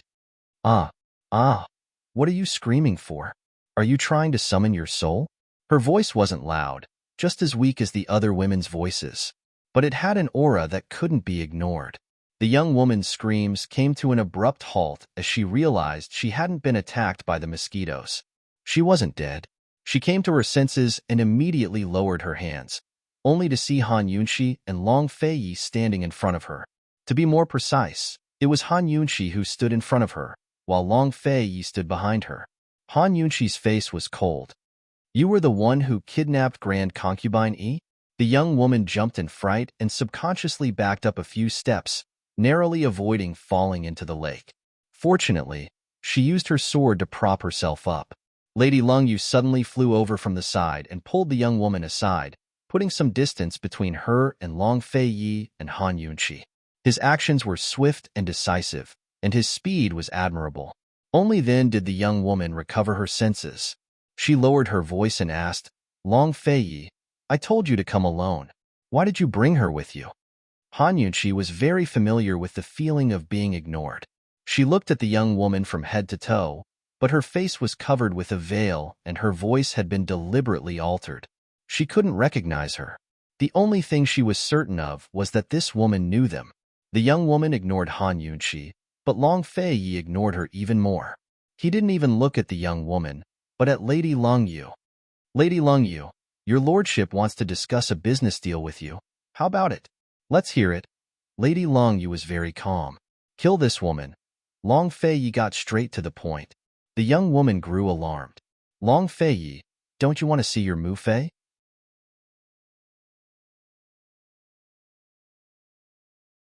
Chapter 695. Long Feiyi hadn't even asked who had Grand Concubine Yi before the young woman confessed. Her threats were full of confidence. Unfortunately, Long Feiyi still treated her like air and ignored her. Even Lady Longue felt embarrassed for the young woman. She chuckled. "Of course she can. But I don't know if your Highness Duke of Qin's rewards are higher than hers? Is a city of daughters enough?" Long Feiyi said loftily, as if he was rewarding her. Lady Longue was furious. "Long Feiyi, what do you mean by this? Kill her and hand over Grand Concubine Yi. Then your lordship can consider sparing the city of daughters. Otherwise, bear the consequences," Long Feiyi warned. How much of a joke would it be if news of someone breaking into his estate, killing 100 shadow guards, and kidnapping Grand Concubine spread? How many people would set their sights on the Duke of Qin's estate? After all, the Jianghu was a land of crouching tigers and hidden dragons. There were plenty of unexpected dangers. He had to make the City of Daughters pay the price as a warning to the restless people in the Jianghu. Although he hadn't reached Celestial Mountain yet, he didn't mind destroying the City of Daughters first. Cloud Realm Continent's Jianghu would have some liveliness first. Lady Lung Yu sucked in a cold breath. Long Feiyi, your tone is too arrogant. Today, this lady will teach you how to take responsibility for your words. Lady Lung Yu was about to unsheath her sword when the young woman stopped her. What did you promise me? Did you forget? Lady Long Yu had indeed forgotten. She'd been driven mad by Long Feiyi's arrogance. Don't worry, this lady is only teaching him a lesson so he knows propriety. The young woman gripped Lady Long Yu's hand tightly as she muttered, Lady Long Yu, you want to try breaking our agreement? Do you believe that I'll reveal the truth? Do you want to ruin the City of Daughters' reputation? What was the truth? The truth was that it wasn't the young woman who'd hired Lady Long Yu, but Lady Long Yu who'd kidnapped Grand Concubine to make a deal with the young woman. The City of Daughters was an assassin. They would first accept a deal before making a move. They would sit and wait for the customer to come to them, not make a move before making a deal. If this matter was spread out, the City of Daughters would lose its value. It would be despised by the people of Jianghu, especially Liberty City, who would definitely laugh at it. Only then did Madame Lung Yu calm down. She said coldly to Long Feiyi, if you want to do business with me, sure, but you'll have to finish this deal first. After saying that, she retreated behind the young woman. The young woman finally regained some of her employer's face. Cold, she asked, Long Feiyi, didn't we agree that you would come alone and bring the profound frost sword in exchange for her? What do you mean by that? What? You don't want to see Grand Concubine E? Only then did Long Feiyi's gaze fall on the woman. Anyone could see the disgust in his eyes. How do you know that the sword in this king's hand is not the profound frost sword? Long Feiyi wasn't questioning her, but asking a question of his own. It was true that the sword he brought today wasn't the profound frost sword, but it was very similar in appearance. Unless one was familiar with the weapon, they wouldn't be able to tell the difference. The profound frost sword was one of the sacred swords of Celestial Mountain. How many people in this world could recognize it? Han Yunqi narrowed her eyes. She knew who this woman was. Truly disgusting. Long Feiyi raised his sword and aimed it at the young woman's face. He wanted to tear through her veil, but the young woman unsheathed her sword as well. At the same time, Madame Long Yu did the same. The two of them faced off against Long Feiyi, while Long Feiyi protected Han Yunqi with one hand. It had to be said that Long Feiyi was at a complete disadvantage from the start. The young woman seemed to be injured, but her sword skills were still formidable. Madame Long Yu, on the other hand, was an expert on the same level as Long Feiyi. Soon enough, Madame Long Yu and the young woman split up to attack Long Feiyi from both sides. Long Feiyi had been on the defensive the entire time. Half of his attention was on defense, while the other half was on protecting Han Yunqi. So your Highness Duke of Qin is a playboy as well? Madame Long Yu taunted as she attacked. Long Feiyi blocked her slashes with his sword, giving her the chance to use all of her martial arts to suppress Long Feiyi. Her goal was obvious, to pin down Long Feiyi and give the young woman a chance to kill Han Yunqi. It had to be said that Long Fei was completely suppressed this time.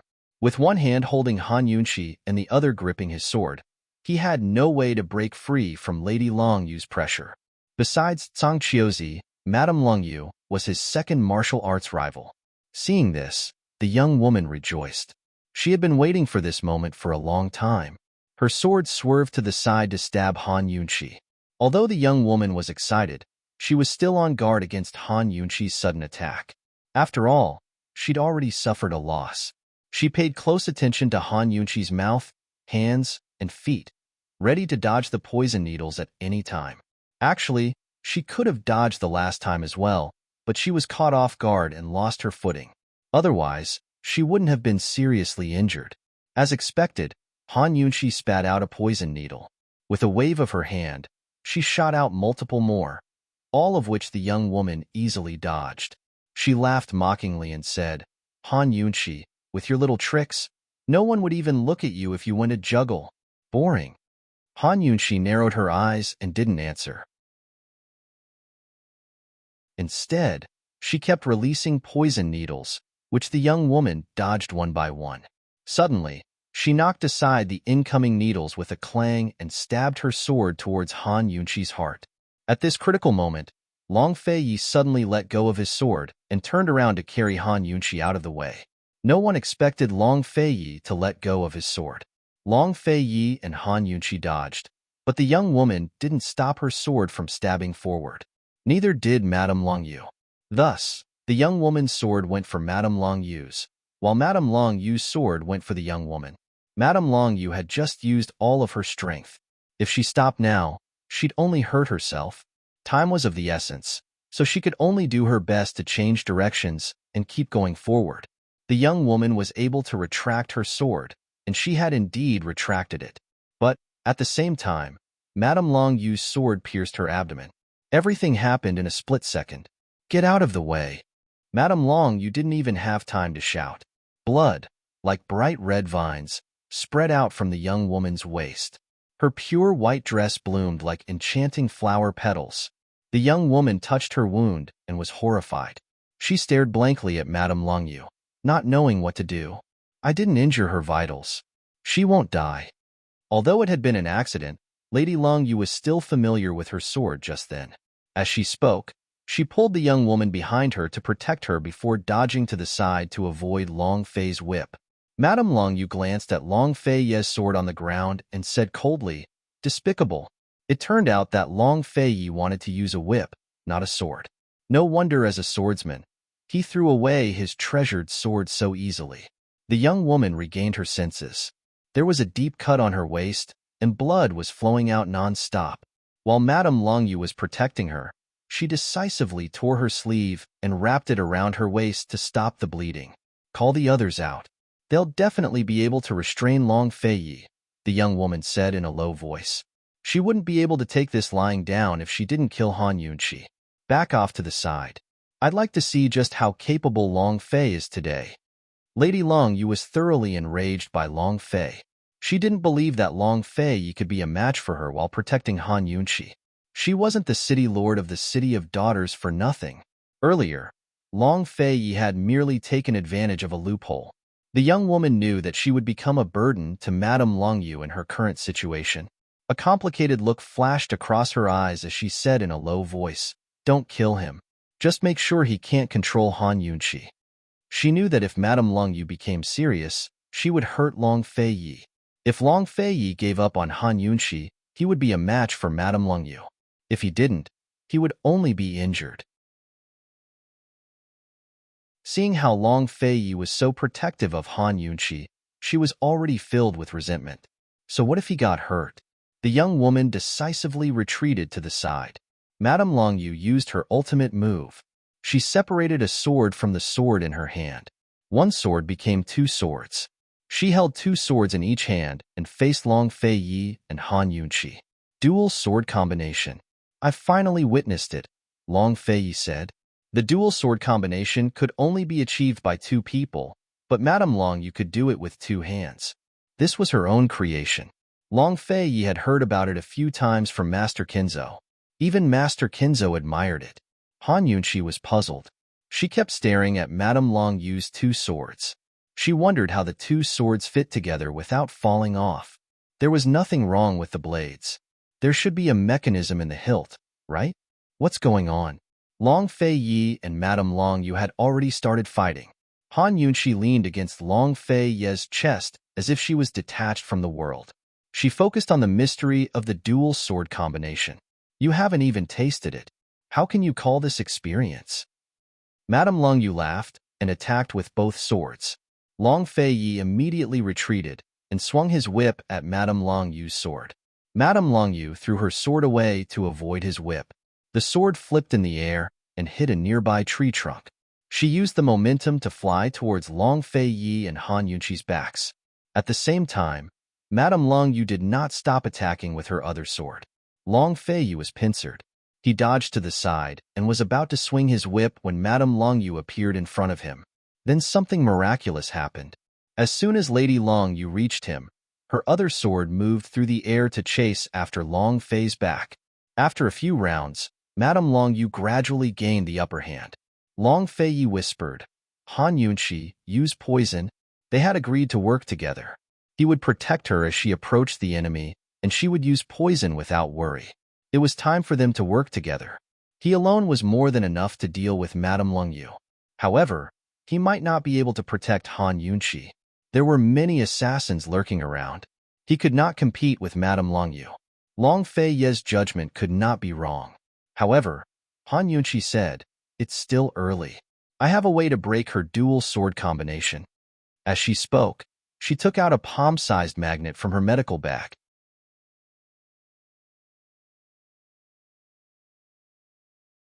Chapter 696. As soon as Han Yunqi took out her palm-sized magnet, the long swords floating behind them suddenly flew towards them. Long Fei was shocked and hurriedly dodged. "Han Yunqi, what's going on?" "It should be the opposite of the magnetic poles," Han Yunqi muttered to herself. At this moment, Lady Longyu's attacks intensified until she was right in front of them. Her two swords were about to pierce through Long Fei's body when Han Yunqi flipped over the magnet in her hand. In a flash, the swords on her back stopped in their tracks and fell to the ground. The swords in Madame Longyu's hands seemed to have lost their balance and kept shaking. If Madame Longyu wasn't holding them, they would have fallen to the ground. How could this be? Madame Longyu still had a triumphant smile on her face. Everything had happened too quickly and too suddenly.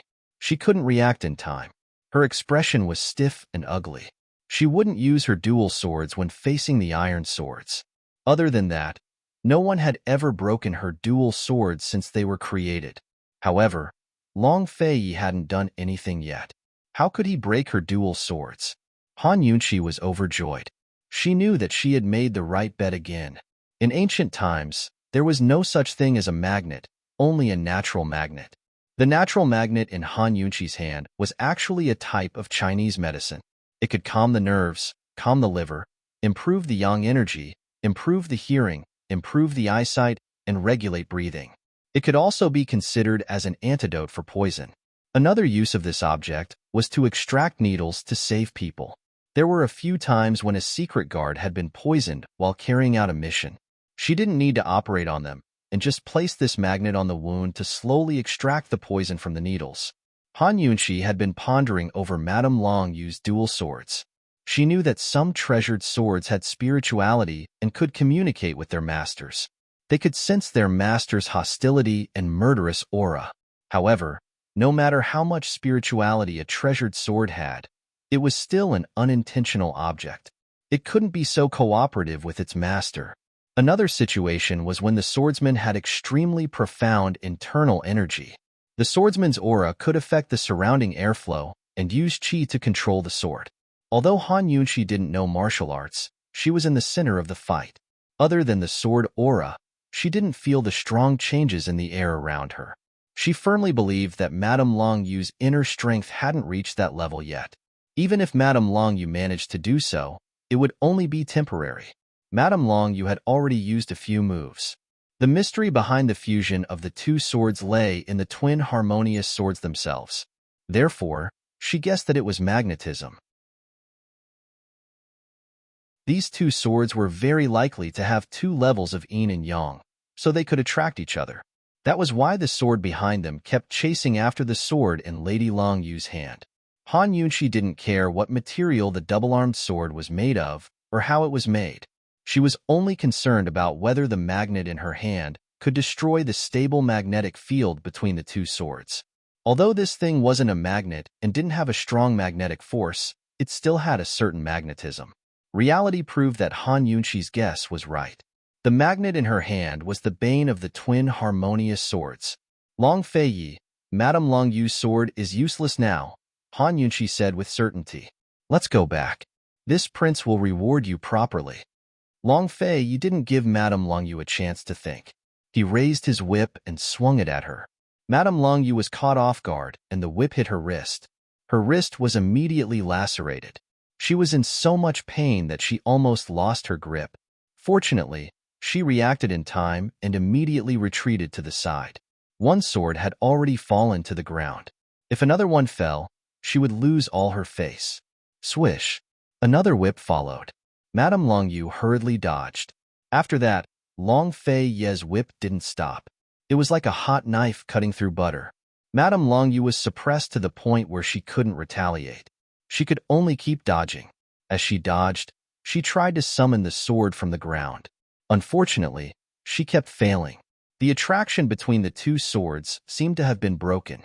Although Madame Longyu didn't want to accept it, she had to face reality.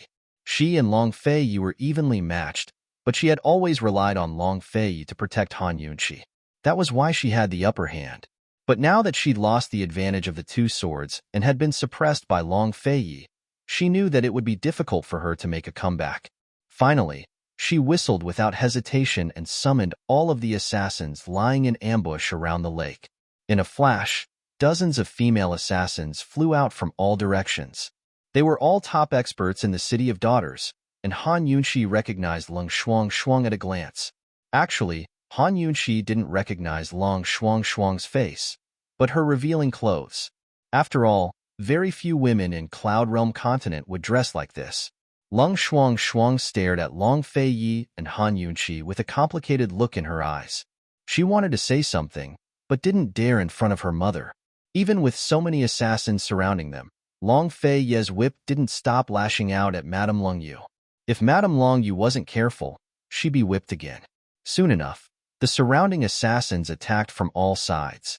Long Fei's whip looked like it was about to hit Lady Longyu, but it suddenly changed directions. He spun around and sent the whip crashing into the assassins behind him, knocking them far, far away. Now that the assassins behind him had retreated, the ones in front closed in. Moreover, Madame Longyu had escaped Long Fei's control and was ready to counterattack. Han Yunqi, are you ready? Long Fei asked with a smile. Chunxia is always ready to serve your Highness Duke of Qin. Han Yunqi pretended to be serious and respectful. Long Fei put away his golden whip without hesitation and held Han Yunqi in his arms before leaping into the air. Long Fei, are you trying to escape? Madame Longyu was surprised. Long Fei's sword had long fallen to the ground. Now that he'd put away his whip, what else could he be doing but running away? Just you women? His Highness Duke of Qin doesn't need to do anything. This Wang Fei will take care of you.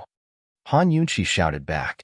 Long Fei suddenly flew into the crowd of assassins with her in his arms. Everyone was startled, unsure of what these two were up to. But they were all well-trained assassins, so how could they retreat? They raised their swords and attacked Han Yunqi and Long Fei. Unfortunately, Long Fei easily dodged their attacks with Han Yunqi in his arms. Before the assassins could react, he'd already closed in on them. Han Yunqi had originally planned to use her Pear Blossom Teardrop Rain, but she hadn't expected Long Fei to be so skillful. He dodged and weaved in and out of the flurry of attacks with her swift and steady movements, creating an extremely safe environment for her to poison the assassins. Han Yunqi didn't use her Pear Blossom Teardrop Rain. Instead, she used various poison needles hidden in her mouth, on her fingers, on the tips of her feet, on her arms, and on her hair. As soon as Long Fei got close to the assassins, she'd insert her needles. Long Fei was extremely fast. She couldn't keep up with him at first, but she gradually caught up. Her poisons became faster and faster, her movements becoming more and more practiced. Not long after, there were only about 10 assassins left. The rest were all poisoned and fell to the ground, unable to move. Madame Longyu finally saw the trick. She had to admit that her heart was beating wildly. She hadn't expected Long Fei and Han Yunqi to use this trick. Long Fei had gotten close to her several times, but she hadn't been poisoned. Her reaction speed was fast, and Han Yunqi still couldn't catch up with her. Long Fei didn't take the initiative to attack and only brought Han Yunqi to avoid the attacks. This was no different from only defending and not attacking. With his ability, how could the assassins easily hurt him if he only defended and didn't attack? Even if Madame Longyu had lost her dual harmonious swords, it would still be difficult for her to do so. Therefore, As long as he wasn't injured, Han Yunshi would deliberately and unscrupulously poison him. Therefore, the outcome of the battle was already decided. Madame Lungyu knew that the most rational thing to do was to order a retreat. The task that Bai Yanqing had given her was already complete, but she was still unwilling to give up. Long Feiyi, you're too despicable. What's the point of asking a woman for help? Madame Lungyu rebuked angrily. Long Feiyi ignored her. Han Yunshi had always been the sharp-tongued person. She retorted loudly, His Highness Duke of Qin disdains to deal with women, so naturally, this princess consort will help him. Are there any other women here who are willing to help? Apart from Han Yunshi, all the women present were on Madame Longyu's side. How should Madame Longyu respond to Han Yunshi? You have a sharp tongue. I'll kill you first. Madame Longyu picked up the sword on the ground and combined the dual harmonious swords into one, releasing a powerful sword aura. Leave her to me. I'll deal with the others first, Long Feiyi said in a low voice. He easily dodged Madame Longyu and Lung Shuang's sword, then swept past Lung Shuang with Han Yunshi. Even though Lung Shuang was on guard, she couldn't slow down Long Feiyi. After she was poisoned, her legs gave way and she fell to the ground. Shuanger, Madame Long was shocked. Mother! Lung Shuang cried out before spitting up a mouthful of black blood. It was obvious that Han Yunshi hadn't poisoned her with the same poison she'd used on the other assassins. Han Yunshi had used hypertoxic poison. Shuanger! Madame Longyu rushed over and helped Lung Shuang up. At this moment, the remaining 4 assassins stopped and stood in front of Madame Longyu, guarding against Long Feiyi and Han Yunshi. I'm the only one who can cure her poison. Listen to me if you don't want to die, Han Yunshi warned Lung Longyu. Unexpectedly, Madame Longyu ignored her warning. She supported Lung Shuang and turned to flee into the maze. The remaining 4 assassins didn't run away. Instead, they blocked the entrance to the maze, trying to buy time for their master. These 4 assassins were loyal. Long Feiyi and Han Yunshi didn't make things difficult for them because they didn't plan to chase after Madame Longyu. The real culprit behind the kidnapping was still standing at the side. The young woman had witnessed everything that happened just then. In less than an hour, under Long Fei's protection, she was as dazzling as Long Fei amidst the flashes of swords, making it impossible to look straight at her. No, the young woman couldn't believe what she had seen. She turned to flee. Unfortunately, Long Feiyi and Han Yunshi quickly blocked her path. Han Yunshi immediately activated Pear Blossom Teardrop Rain. A poisonous needle flew out and brushed past the young woman's face, causing her mask to fall off.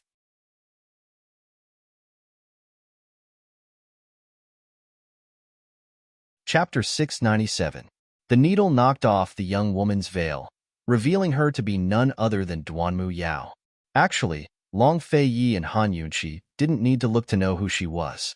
When Long Feiyi received the extortion letter, he guessed that it was Duanmu Yao. When she asked Long Feiyi why he didn't bring his profound frost sword, Han Yunshi guessed her identity as well. Long Feiyi and Han Yunshi assumed that the kidnapper would be the Tian and country's Empress Dowager, but never expected it to be Duanmu Yao. Duanmu Yao's status was enough to invite Lady Longyu. In that case, could they breathe a sigh of relief? Duanmu Yao had no idea about Long Feiyi's identity. But wasn't it too suspicious for her to kidnap Grand Concubine Yi for the sake of a profound frost sword that she couldn't control? Where is she? Long Feiyi asked coldly. Senior brother. Long Feiyi cut her off. Your lordship doesn't have a junior sister like you. Duanmu Yao's eyes reddened. Master's still waiting for us to go back together. Where is she? Don't make your lordship ask a third time. Long Feiyi's patience was limited. Leaving aside Duanmu Yao's true motives, killing Han Yunshi had to be one of them. In the past, he'd let Duanmu Yao off multiple times for Master's sake, but this time he had no plans to do so. Even if Master investigated, he'd accept it. Women like her were really annoying. If you agree to my terms, I'll naturally send Grand Concubine Yi back to the Duke of Qin's estate. If you don't, I'd rather die here today. Duanmu Yao was resolute. Profound frost sword? Long Feiyi laughed coldly. Does Tsang Qiuzi want it? You don't have to hand it over, As long as you treat my injuries. Duanmu Yao looked pitifully at Long Feiyi as if she was innocent and wronged. Actually, this was just a deal between her and Madame Longyu. Lady Longyu had left Grand Concubine Yi in her hands and told her to haggle with Long Feiyi for Long Feiyi's profound frost sword. She agreed without much thought. The only condition she gave Madame Longyu was to kill Han Yunqi. Even though she had written clearly in the blackmail letter that she wanted Long Feiyi to come alone, she knew that Han Yunqi would definitely come with Long Feiyi. Now that Lady Longyu had escaped, she didn't want the profound frost sword anymore. She only wanted her senior brother to heal her. In her opinion, this request was not excessive. Before Long Feiyi could speak, Han Yunqi coldly said, "This princess refuses." Han Yunqi, what qualifications do you have to make a decision for my senior brother? Who do you think you are? Duanmu Yao raged. Even after being warned, she still insisted on calling Long Feiyi senior brother. If you don't treat junior sister's injuries, then you're being unjust. If you don't save Mu Fei, then you're being unfilial. Han Yunqi, do you want to frame my senior brother for being unjust and unfilial? Duanmu Yao asked boldly. Han Yunqi was about to die of disgust at this woman. Even if Long Feiyi didn't kill her today, she wouldn't mind doing it herself. Her eyes flashed with icy light as Han Yunqi suddenly drew close to Duanmu Yao. Long Feiyi is my man. Everything of his is mine. That's my right. Han Yunqi, you're shameless. Duanmu Yao raised her hand to slap her. Long Feiyi was about to make a move, but Han Yunqi had already grabbed Duanmu Yao's wrist. Duanmu Yao wanted to struggle, but she couldn't. She was about to raise her other hand, but Han Yunqi was even faster. She viciously slapped her across the face. Slap. Duanmu Yao couldn't believe it. She had never been slapped in the face like this in her entire life. Han Yunqi, I'll kill you. Unable to restrain her anger, she immediately swung her other hand. But Han Yunqi caught it again. What was wrong with her? She was a martial arts practitioner. How could her sword-wielding hand not be a match for Han Yunqi's needle-wielding hand? Long Feiyi had already noticed the clues, but his expression remained cold as he stood behind Han Yunqi, acting as her powerful shield. What's wrong? Out of strength? Han Yunqi smiled cold. You poisoned me. Duanmu Yao couldn't believe it. She clearly hadn't been poisoned. Just now, the poison needle had only brushed past her face and removed her mask. Duanmu Yao, are you blind or stupid? Can't you see that all these people on the ground have been poisoned? Han Yunqi snorted disdainfully. How could I possibly not poison you? You really think you're something? You're just a lucky bastard. Your innate talents are similar to that of old Kinzo's wife, and that's why Kinzo doted on you. Do you really think you're different from the rest? Do you really think that everyone can't compare to you and have to give way to you? Han Yunqi released Duanmu Yao's hands and pushed her to the ground. Looking down at her disdainfully, Duanmu Yao, I'm telling you now, you'll never be an exception in front of my husband. You can give up on that idea. The poison in Duanmu Yao's body was already acting up. She sat on the ground, clutching her swollen cheek, her eyes red with anger. She didn't have the strength to stand up, but she had Grand Concubine. This was her last and biggest bargaining chip. Duanmu Yao looked at Long Feiyi's cold face and silent face before suddenly laughing out loud. Long Feiyi, don't you want to see your Mu Fei anymore? Duanmu Yao had long called Long Feiyi by his full name in front of outsiders, but this was the first time she'd done so in front of him. Did this count as love turning to hate? No, at most, this was shame turning to hate. Duanmu Yao didn't understand love at all. She only knew how to possess and be vain. Even if Duanmu Yao wanted to talk terms with Long Feiyi, Han Yunqi didn't give her a chance. She didn't even give her a chance to speak with Long Feiyi.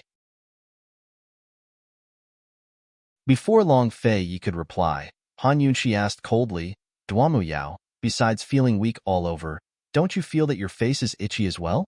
At Han Yunqi's reminder, Duanmu Yao couldn't help but scratch her face. Her cheeks really were itchy, as if they were dry from lack of moisture. It would have been better if she didn't scratch, but after a few scratches, she realized that her cheeks were so dry that they were peeling off. She finally realized the severity of the problem. Han Yunqi, what kind of poison did you use on me? One night like years, Han Yunqi replied. Duanmu Yao grew uneasy at the name. Just what kind of poison is it? It only needs one night, or 12 hours to be exact, for your face to gradually age until you look like your old age. Han Yunqi explained patiently.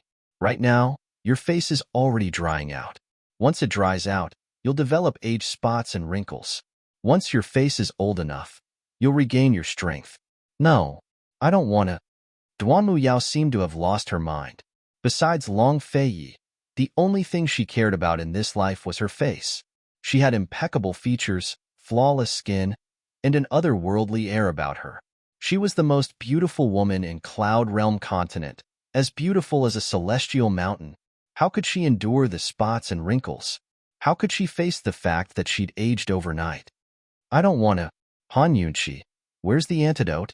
This princess orders you to give me the antidote right now. Right now. Han Yunqi, give me the antidote, hurry. Duanmu Yao lost all reason as she screamed. But time didn't stop because of this, nor did the poison dissipate. Instead, her agitation made it spread even faster across her face. Soon enough, she felt the corners of her eyes and wrinkles on her forehead. She couldn't take it. Han Yunqi, did you hear that? Give me the antidote. Han Yunqi, give me the antidote and I'll agree to anything. Hurry. Han Yunqi didn't budge, but asked coldly, where's Grand Concubine E? Give me the antidote. As long as my face heals, I promise you'll be able to see Grand Concubine right away, Duanmu Yao said urgently.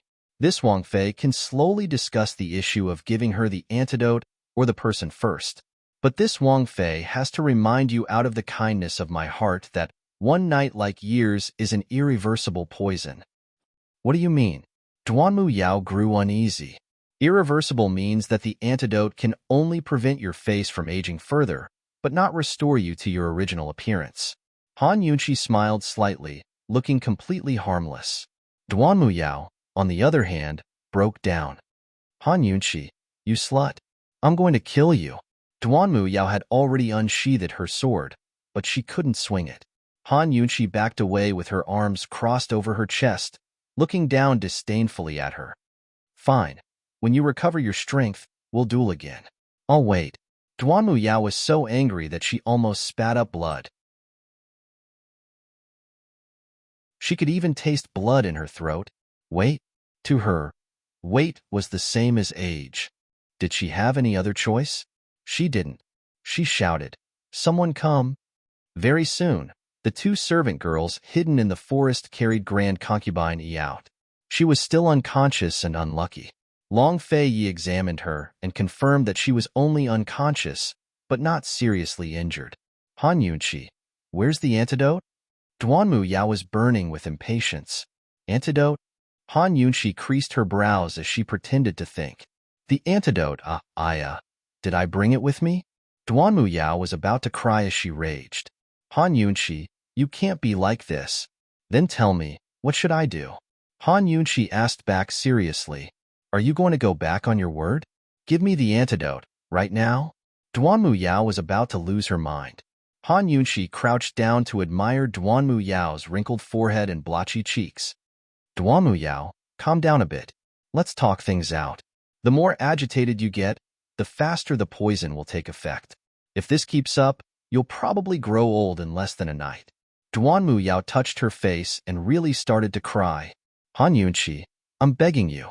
Just take it as me begging you, all right? Han Yunqi, you're not the type to go back on your word, right? Should this Wang Fei keep her word to someone like you? Han Yunqi retorted cold. Duanmu Yao was left speechless. She could only beg now, but Han Yunqi simply took out the antidote and tossed it to her. Duanmu Yao, this Wang Fei still has to keep her word when it comes to people like you. That's because this Wang Fei isn't the same type of person as you. Duanmu Yao didn't care about anything else as she swallowed the antidote. Grand Concubine Yi was saved, but Duanmu Yao had suffered a great loss. Han Yunqi was about to leave when Long Feiyi reached out and grabbed the sword on the ground, pointing it at Duanmu Yao.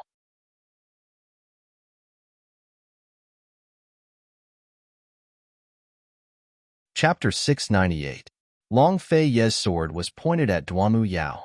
As a fellow swordsman, Duanmu Yao immediately sensed his murderous aura. Han Yunxi couldn't help but shudder despite being an outsider to the martial arts world. It had been a long time since she'd felt Long Fei Ye's icy aura. Long Fei Ye wanted Duanmu Yao's life? Han Yunxi was very surprised. If Long Fei Ye killed Duanmu Yao, how would he explain it to Elder Kinzo when he ascended Celestial Mountain? Duanmu Yao was so frightened that she didn't even care about her ruined face. How dare he? The two maids beside her quickly drew their swords. Even though they were also expert swordsmen, they were no match for Long Fei Ye's sword aura. Long Fei Ye swept them away with a sweep of his sword. Duanmu Yao wanted to take the opportunity to flee, but Long Fei Ye's sword quickly blocked her path. Duanmu Yao glanced at the forest out of the corner of her eye. She looked puzzled, but quickly looked away. Long Fei Ye, don't you dare, she shouted. Why wouldn't he dare? He didn't waste a single word. He viciously stabbed his sword into Duanmu Yao's dantian. Duanmu Yao's eyes widened in disbelief. Long Fei Ye, you, however. Long Fei Ye didn't continue to stab his sword. Instead, he pulled it out. With one hand holding Han Yunxi and the other holding his sword, he leaned back to stab at the attacker behind him. He only had one foot on the ground, so his body was almost parallel to the ground. Han Yunxi's waist was also held. Her entire body leaned back in the same motion as Long Fei Ye. However, she saw an incomparably sharp sword in front of her. If Long Fei Ye had been just a bit slower, or if she had been just a bit slower, the sword would have pierced her from behind. Someone had ambushed her. That was close. The sword of the assailant was threatening Han Yunxi. As long as it slashed down, it was very likely that Han Yunxi would be split into two halves. Long Fei Ye leaned back and stabbed his sword towards the man's abdomen. As long as he stabbed down, the sneak attacker's abdomen would be pierced. Who was the mastermind behind this? Both Long Fei and Han Yunxi could see him, but his face was obscured by his black robes and face mask. Long Fei Ye knew about the ambush in the forest, so he didn't take it to heart. However, the ambusher behind them had killed his way out of the forest and came to their back. The distance was not short. Long Fei Ye didn't notice it until the murderous aura approached. There was no doubt that the attacker was not simple. The people from the City of Daughters had already left. What kind of expert would be colluding with Duanmu Yao and dare to make Long Fei Ye an enemy? Han Yunxi was about to silently shoot out her hidden needles when the sneak attacker sneered. Esteemed Wang Fei, swords don't have eyes, but old man does. If you move again, you'll have to bear the consequences. He thought that Han Yunxi would be afraid, but who knew that Han Yunxi would be very calm and sigh? AI, what can this Wang Fei do when faced with such a shameless sneak attack? I'll just admit defeat. You. The sneak attacker was furious. Just as he was about to move, Long Fei Ye warned, bear the consequences. The sneak attacker really didn't dare to move. Just like that, the three of them kept each other in check, facing each other in silence. Duanmu Yao clutched her bleeding wound and fell to the ground, paralyzed. But she still nervously watched this scene. Even her breathing became cautious. White mist pervaded the forest, the verdant lake. Everything was silent. Silence filled the entire sky and earth. Life and death hung in the balance of a single sword and a single thought. Han Yunxi and Long Fei Ye's nerves were stretched taut, but the sneak attacker and Duanmu Yao were even more nervous.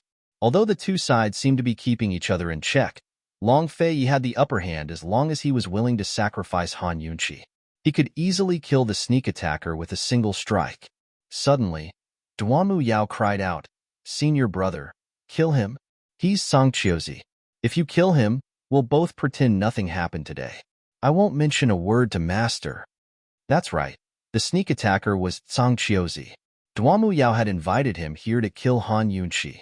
Everything was well planned and foolproof, but she never expected Sangqiuzi to stay put even after Long Fei Ye was about to kill her. A cold smile rose to Long Fei's lips. He had long guessed that Sangqiuzi was the culprit.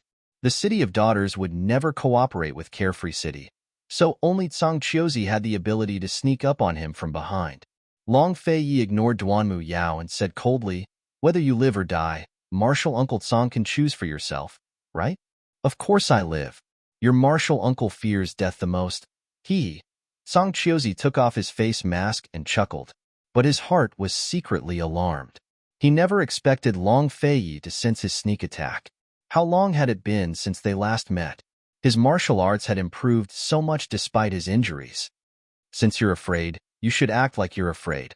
Long Feiyi looked up at Song Chiozi, but his tone was as domineering as ever. Song Chiozi couldn't gain the upper hand with words, so he'd been tricked again. Impatiently, he said, "Old man, when you count to 3, we'll withdraw our swords together." Together, Long Feiyi said. If Song Chiozi shouted alone, he'd be in control of time. He and Han Yunqi would be in a passive position. Withdrawing their swords together meant breaking the stalemate and beginning a new round of competition. There was no room for error. Long Feiyi and Song Chiozi were both prepared. Han Yunqi was secretly preparing her poison needles as well. Duanmu Yao watched from the sidelines, so nervous that she didn't even notice her own tears. What should I do now? Who's going to save me now that I've offended both sides? I don't want to die. 1. As soon as he spoke, Long Fei's sword flared up. Song Chiozi's blade clattered and vibrated. Han Yunqi stared closely at all of Song Chiozi's weak points from her angle. Duanmu Yao used all of her strength to clutch her wound with one hand and push herself up from the ground with the other. 2. The sword on Long Fei's blade converged at the tip, causing Song Chiozi's blade to stop shaking violently. Han Yunqi chose a key acupoint to attack while Duanmu Yao was already kneeling on the ground. The count of 3 was about to be called out.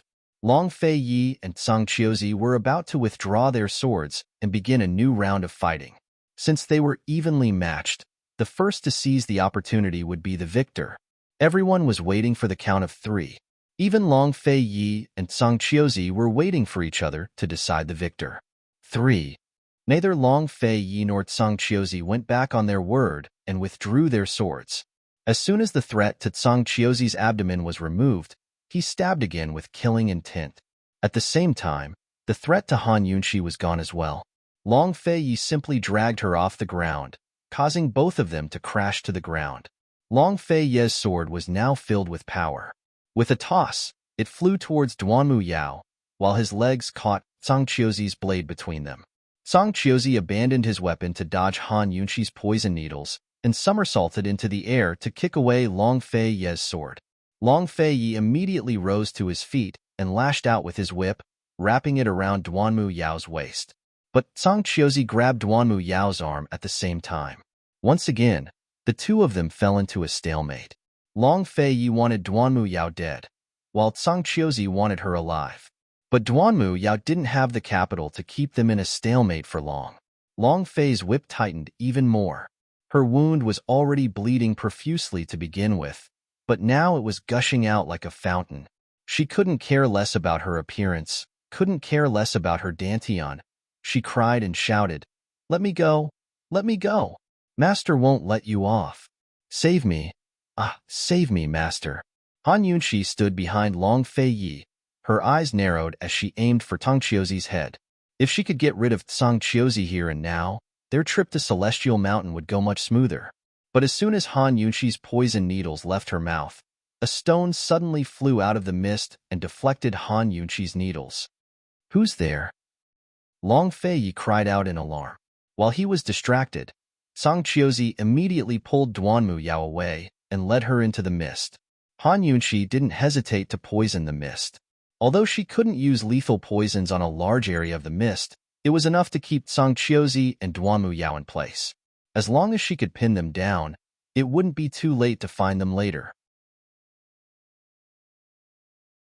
Everything had happened so suddenly that life and death had been decided in a split second. But Han Yunqi didn't feel any lingering fear, nor did she panic. She was calm, collected, and cool. She stared at the mist with a solemn expression, so serious that even Long Feiyi didn't dare to disturb her.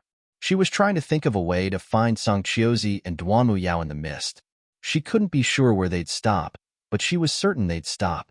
They'd be poisoned and wouldn't be able to walk out of the mist. She thought of a solution as she waited. Long Feiyi waited in silence, but Han Yunqi suddenly turned to him with a face full of fear. "Long Feiyi, Someone's cured the poison. What? Long Fei was alarmed.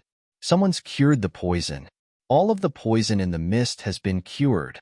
They even have help, and it's a poison expert. Han Yunxi explained as she poisoned them again. But her opponent seemed to be targeting her on purpose. She poisoned them as well, but it didn't take long for the poison to be cured. After repeating the process multiple times, Han Yunxi gave up. Any further attempts would be futile. Jun Yixia, Han Yunxi muttered to herself. Doesn't seem like it. Long Fei looked back at the stone that had ambushed them. Anyone who could hit the needle with such precision from such a distance had to have extraordinary skills. Based on what Long Fei knew of Jun Yixia, it couldn't be him unless his martial arts had improved. A complicated look flickered past Long Fei's eyes before he murmured, "The person who saved Jun Yixia, his master." Han Yunxi's expression was complicated as well. Although they still had no idea who had saved Jun Yixia from Fishery Island, there was only one suspect, the former head of the 100 Poisons sect and Jun Yixia's master. The spy from Medicine City who'd infiltrated the 100 Poisons sect had been killed recently, so there was still no progress on the case. Duamu Yao's connections are so extensive. Han Yunxi laughed coldly. Long Fei glanced at the unconscious Grand Concubine as if pondering over something. At this moment, Han Yunxi suddenly sensed poison in the mist. Without a doubt, the enemy had used poison. Long Fei, she muttered. They want to trap us here until we die.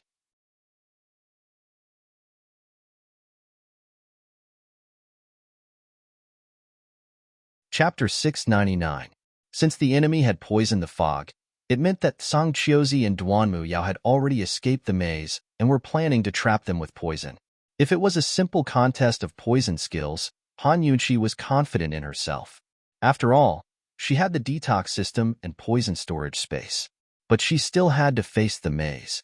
Not only did she have to break through the poison, but find a guide to lead her and Long Fei out of the maze. No matter if she used the mosquito swarm or other poisons, she and Long Fei would be in deep trouble if they fell under the enemy's control midway. Long Fei only had to protect her before, but now he had Grand Concubine on his side as well. She had to admit that the maze was her and Long Fei's common weakness. Thus, Han Yunxi had to be more cautious than ever.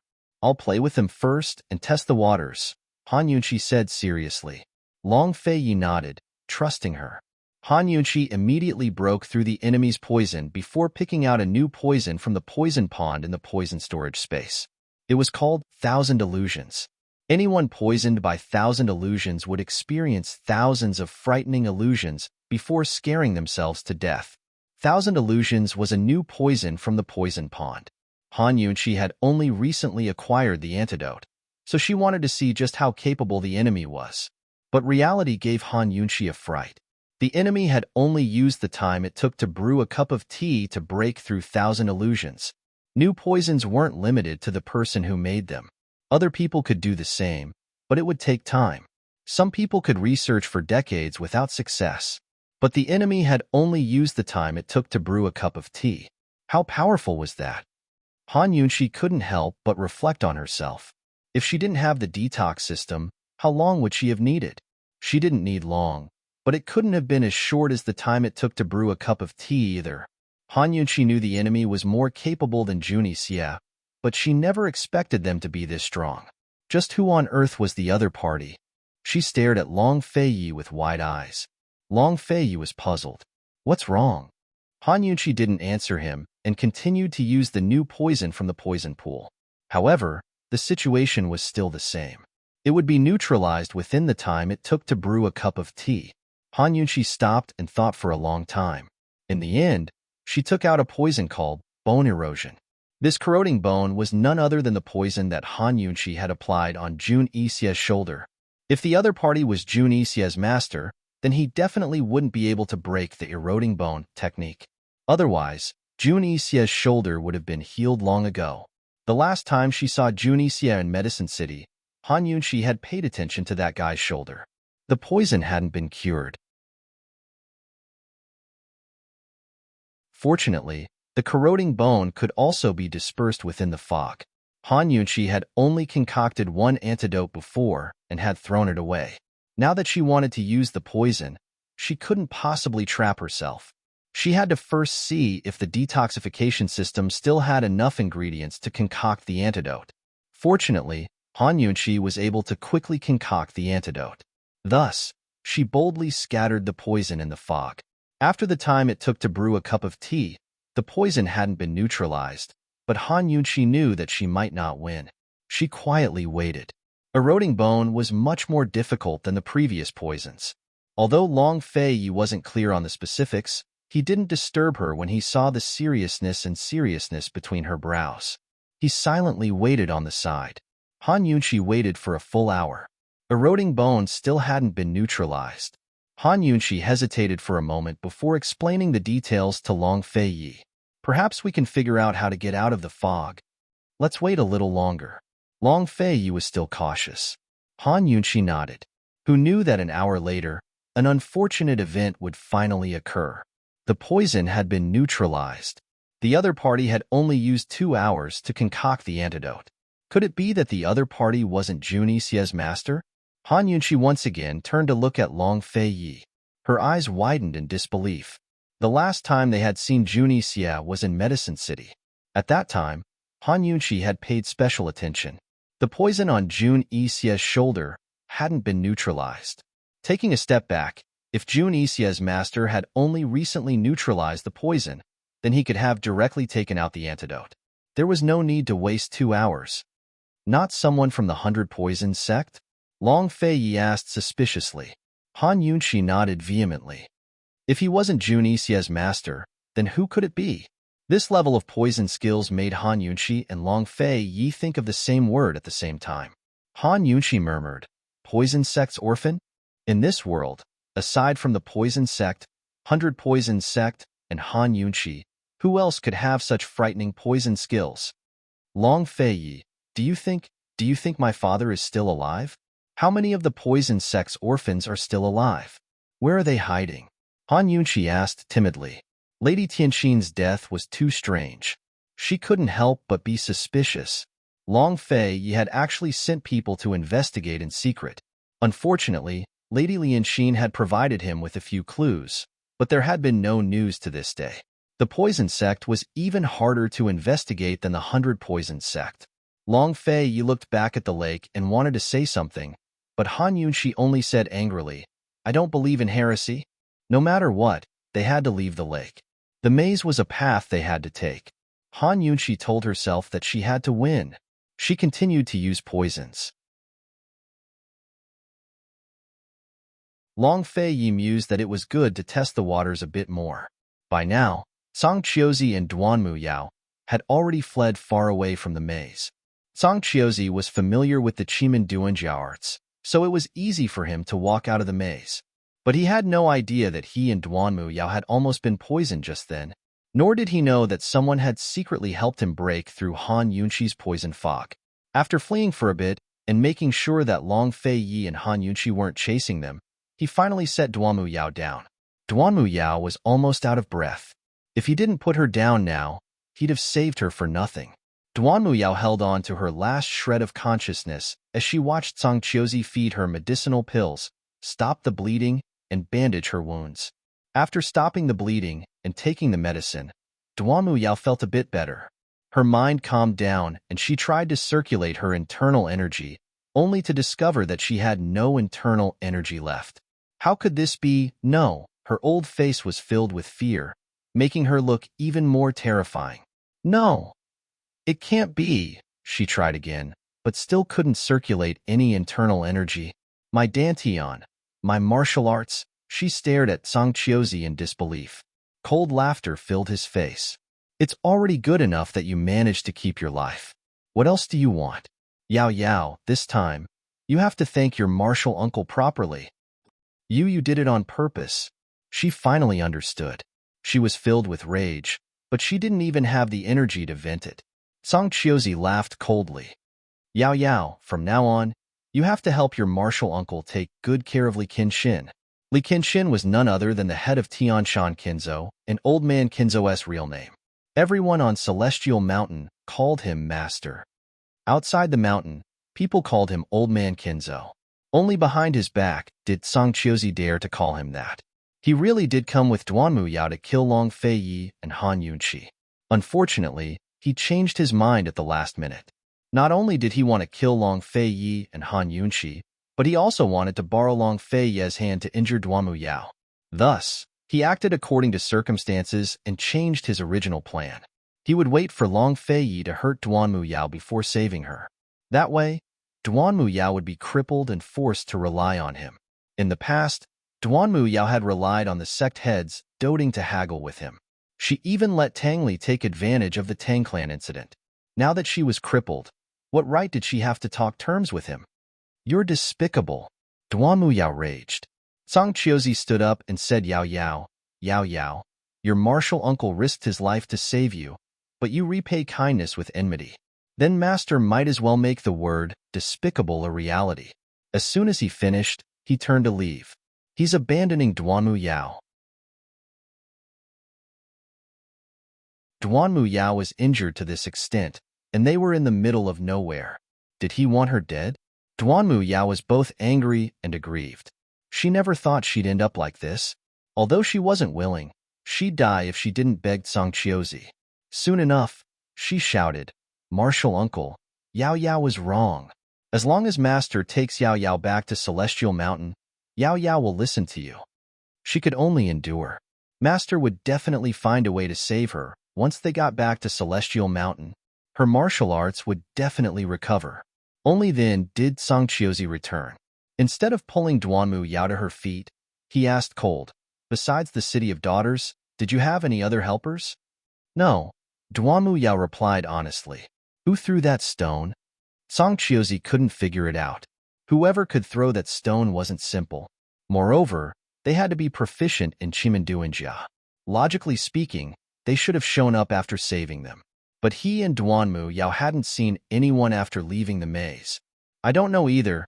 Duanmu Yao had been on the brink of death just then, so she didn't have time to think about it. Could it have been Lady Longyu's helpers? She guessed. This person isn't simple. We'll ask Lady Longyu later, Song Qiuzi said. He had to figure out who this person was. He had to be a huge obstacle in his path to dominating the martial arts circles. Once Duanmu Yao agreed, Song Qiuzi helped her to her feet and wrapped his arm around her waist, a vulgar smile on his face. Martial uncle. Duanmu Yao's voice was choked with sobs. Unfortunately, she couldn't push him away. She knew full well how lustful Song Qiuzi could be. Martial uncle, let's talk things over. Properly, all right? Duanmu Yao begged. Song Qiuzi didn't release her, but tightened his grip. Tell Martial uncle, how did you serve your master? I didn't. Duanmu Yao fumed.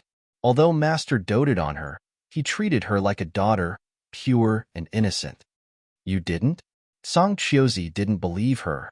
You still don't know what kind of person Master is? Duanmu Yao asked seriously. Hee, that's even better. Then I'll only serve Martial uncle in the future. Song Qiuzi laughed out loud. Your face is already like this. As for your body, Martial uncle likes it very much. Bitterness rose in her heart as Duanmu Yao's nose turned sour.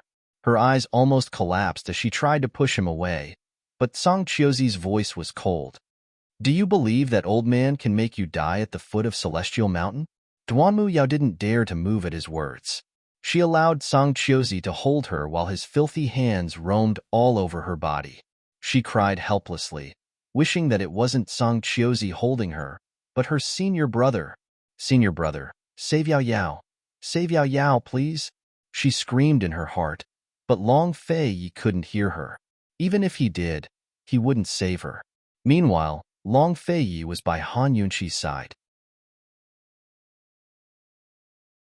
Their opponent was extremely powerful. It was none other than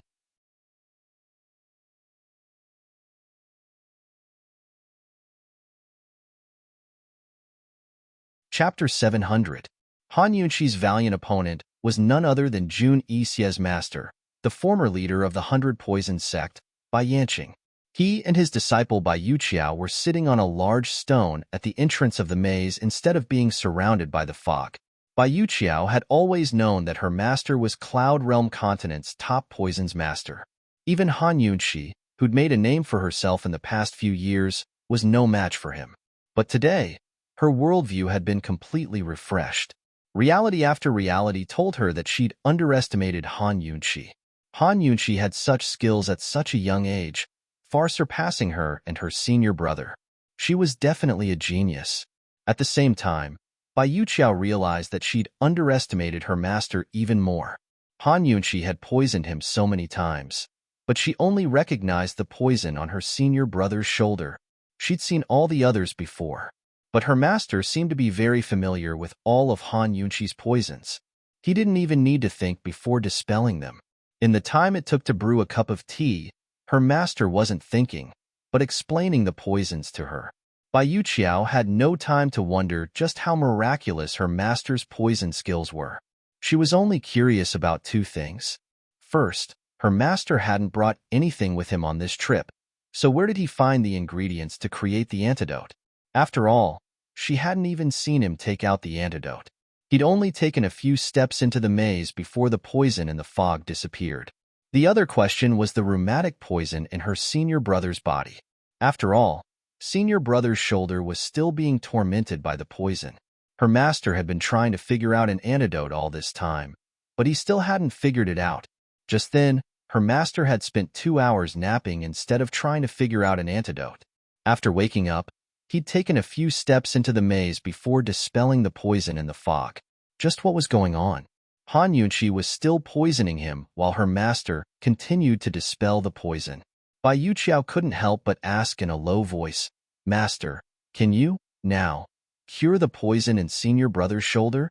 Bai Yuqiao had too many questions, but none of them were as important as this one. She couldn't figure it out. Did Master find the antidote just by taking a nap? Senior brother had been suffering from the poison for 2 years now. Every time the weather turned cold, the poison would act up and get worse. Senior brother was certain that her master would take this matter to heart, so he'd never asked his master whether he'd found an antidote. Bai Yuqiao's heart ached every time she saw him in such agony. "I can't," Bai said. Bai Yuqiao was startled. "Then just now, master, who told you that detoxification is the only way to make the poison disappear?" Bai Yanqing retorted. "Your disciple is slow-witted."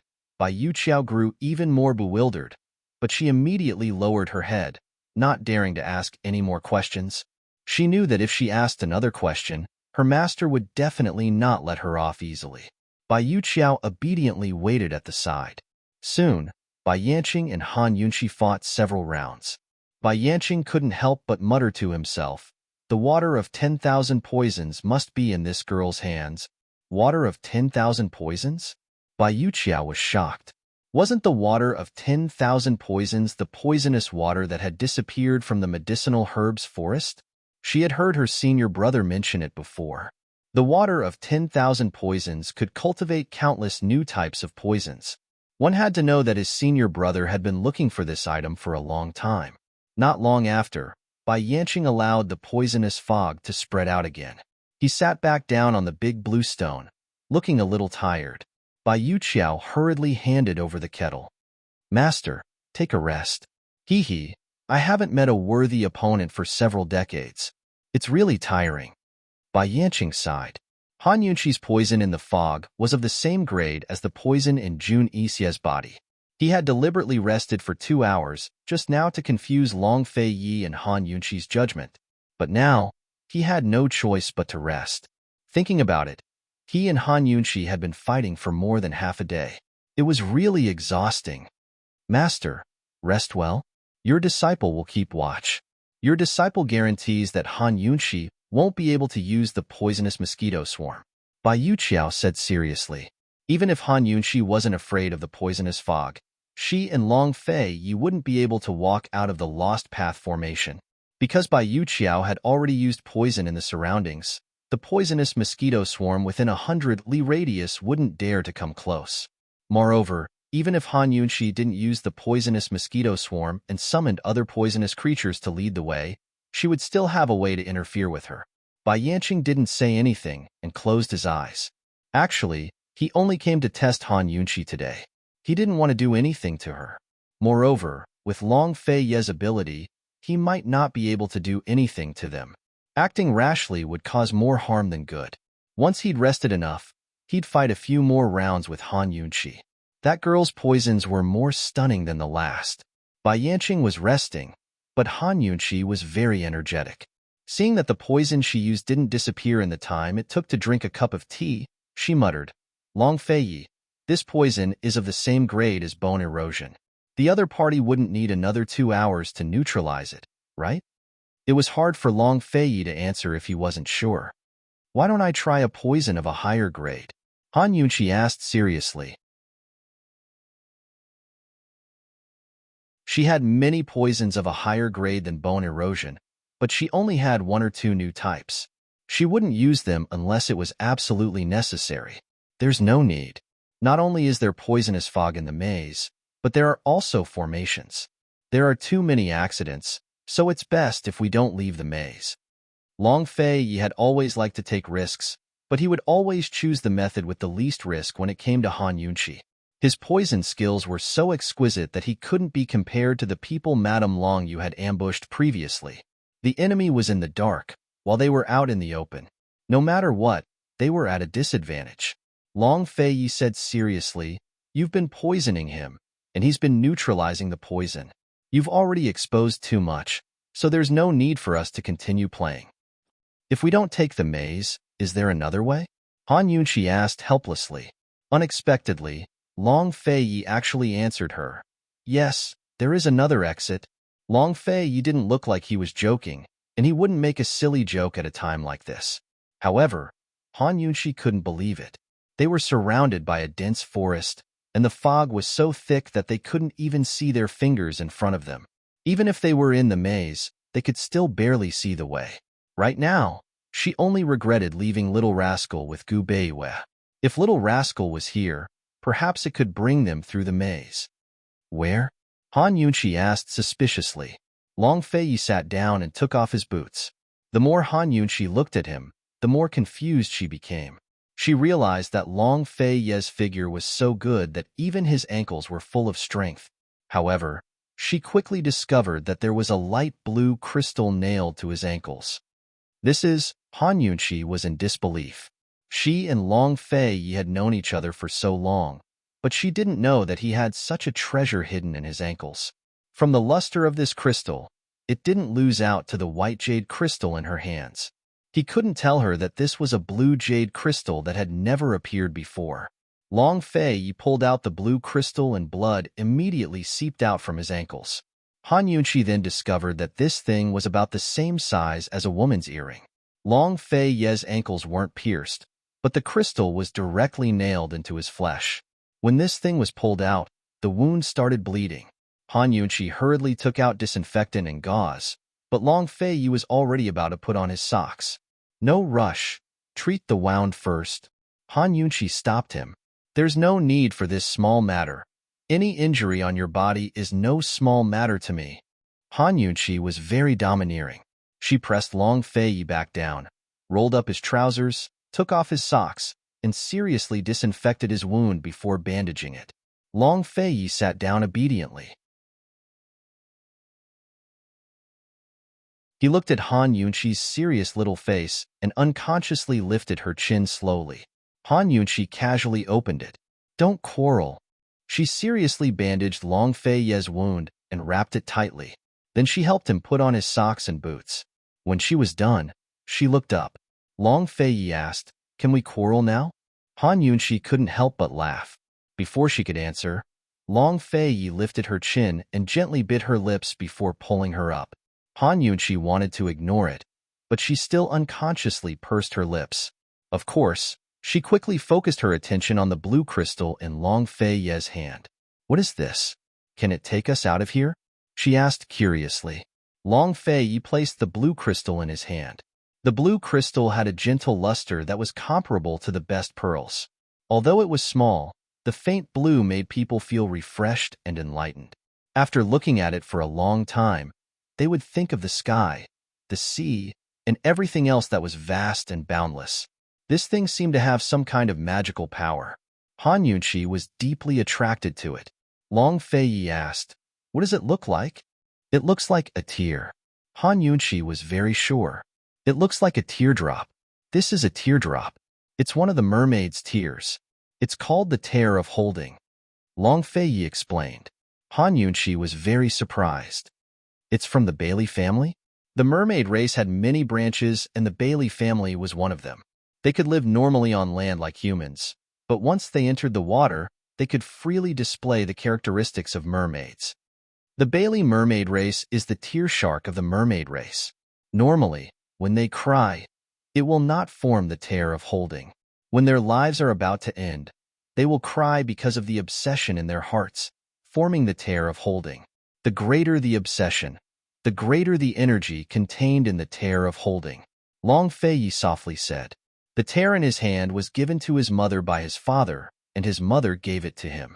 It was given to the royal family by the mermaid race's ancestors to thank the East Qin royal family for saving their lives. So far, it was the tear of holding with the most energy in the mermaid race. What energy? Han Yunqi was very shocked. The Bailey mermaid race was too different from the mermaid race she knew. How was this tear of holding related to whether they could leave the empty lake or not? Long Feiyi brought her to the empty lake, and he actually casually threw the tear of holding into the empty lake. This is the tear of holding with the most energy in the mermaid race. As long as it is placed in the water, the surrounding tear sharks will sense its existence and come over. Long Feiyi looked at the small lake in the empty lake and softly said, "There is a lake in this lake. It looks empty from afar, but if this king has not guessed wrong, this lake will lead to another water system." You mean? As long as the mermaid race senses the tear of holding, they can find us through the water system? Han Yunqi finally understood Long Feiyi's meaning. Long Feiyi nodded. Although he knew about the Lost Void Lake, he had never truly entered it. If he knew that this lake would lead to another water system, he would not have walked through the Lost Void Array. Bai Yanqing and Bai Yuqiao were still waiting outside. Could Long Feiyi's tear of holding summon reinforcements?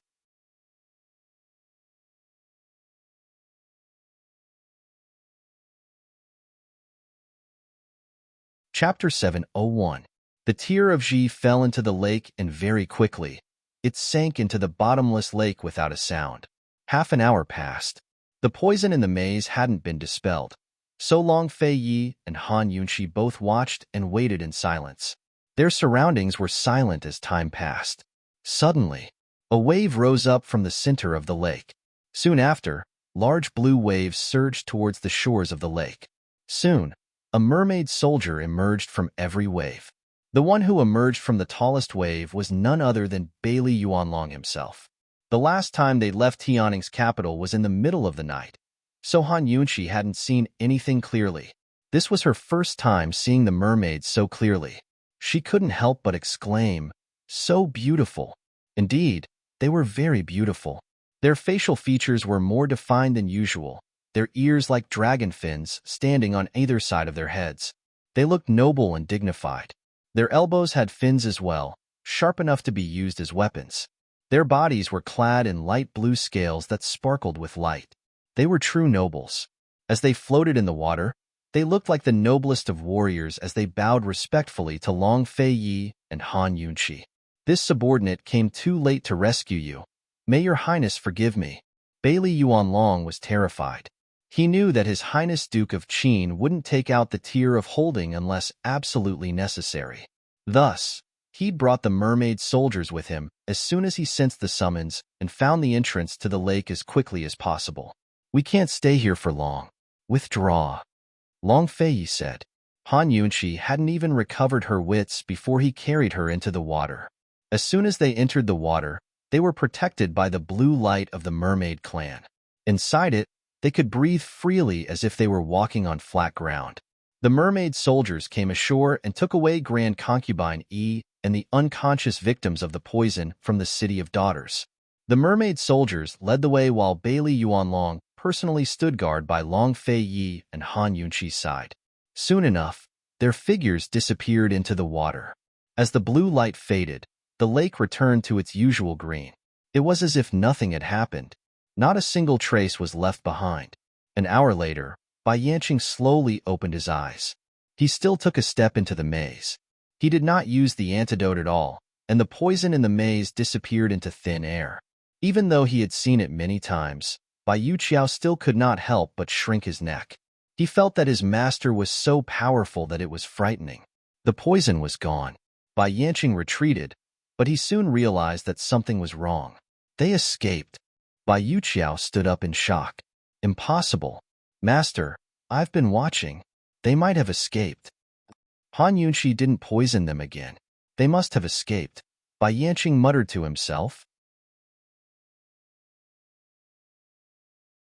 Master, maybe Han Yunshi is also tired and needs to rest, or she has used up all her poison, Bai Yuqiao explained. Bai Yanqing immediately placed the poison in the poisonous plant. He waited for a long time, but the poison was not removed. They must have escaped. Bai Yanqing was very sure. Master, maybe Han Yunshi can't remove. Before Bai Yuqiao could finish speaking, Bai Yanqing removed the poison he had placed and strode into the maze. Bai Yuqiao quickly chased after him. She did not dare to persuade him, but she was still unconvinced. There was only one path in the Lost Void Lake. She had been watching for 2 hours. How could Han Yunshi and Long Fei Yi slip away under her watch? It was only when Bai Yuqiao followed his master through the maze and saw the empty lake that she was convinced. There was not a single person on the huge empty lake. Where were they? Bai Yuqiao could not figure it out, but Bai Yanqing was not surprised. He stared at the empty lake for a long time, and a sneer appeared at the corner of his mouth. He muttered to himself, yes, that's it. This trip did not take any effort at all, hee. Bai Yuqiao did not fully understand. Although Bai Yanqing seemed to be in a good mood, she hesitated and did not dare to say anything. Bai Yanqing was indeed in a good mood. He turned around and smiled. Little girl, let's go back. Your senior brother should have sent a letter by now. The master and disciple left through the maze. They had not gone far when Madame Long Yu came looking for them with Lung Shuang. Old Bai, so you're here. It took me so long to find you. Hurry up and save Shuanger. Madame Lung Yu knew that Bai Yanqing was nearby, but she almost went back to the maze after searching for him. Fortunately, she bumped into his carriage on the way. Bai Yanqing looked up. Madame Long Yu hurriedly brought the unconscious Long Shuang over for him to take her pulse. Unfortunately, Bai Yuqiao blocked them. Madame Long Yu was about to reprimand him, but Bai Yuqiao quickly found the location of the poison on Long Shuang's body. It was a very thin needle hole. Seeing this, Bai Yanqing did not say anything. Madame Long Yu could only let Bai Yuqiao do what he wanted. Bai Yuqiao took out a dagger and drew a cross on the needle hole without hesitation. He then took out a magnet and tried to pull out the poison needle that was hidden deep in her flesh. Unexpectedly, Bai Yuqiao tried for a long time but was unable to pull out the poison needle. Bai Yuqiao was very surprised. Master, that Qin Wangfei is too extravagant. The poison needle she used is actually pure gold. Magnets can't pull it out. Whether it was medical needles or poison needles, although many were called golden needles, gold was just a general term. The so-called golden needles were not pure gold. Most of them were mixed with a lot of iron, so they could be pulled out with magnets. Pure golden needles were very rare, especially those that were used as hidden weapons. Han Yunshi was probably the first one. Interesting. Bai Yanqing was reading a book in the carriage. He was very relaxed. Madame Long Yu was anxious. What should we do if we can't pull it out? Bai Yanqing did not say anything. Bai Yuqiao did not say anything either. She held the dagger and stabbed it into the wound without hesitation. She dug downwards and forcibly dug out the poison needle that was buried deep in the flesh. Although Bai Yuqiao often felt sorry for her senior brother, she was definitely a ruthless person. Lung Shuang, who was unconscious, was in so much pain that she opened her eyes and only closed them after a while. Even though Madame Long Yu was an assassin, she still sucked in a cold breath. Bai Yuqiao, how dare you? Bai Yuqiao ignored Madame Long Yu. She sniffed the poison needle and then the bloody wound. She muttered to herself, this poison isn't hard to detoxify. She quickly concocted the antidote and randomly applied it on Long Shuang's wound. Take this medicine back. Don't apply it on the wound. Take it orally 3 times a day. Help her stop the bleeding, Madame Longyu roared. If it wasn't for Bai Yanqing, she would have killed this brat long ago. Bai Yuqiao took out a needle and thread and sewed the wound as if she was sewing clothes. Lung Shuang suddenly screamed and fainted again before she could wake up. Why is an assassin so pretentious? Bai Yuqiao mocked her disdainfully. Madame Longyu looked on coldly. When Bai Yuqiao finished sewing up the wound, she immediately slapped her. Brat, do you believe that I won't bring you back to the City of Daughters with me if you keep talking nonsense? Murderous intent flashed across Bai Yuqiao's eyes. Just as she was about to make a move, Bai Yanqing coughed lightly. She could only grit her teeth and swallow her blood. Shuang'er's poison is detoxified just like that? Madame Longyu asked. Why?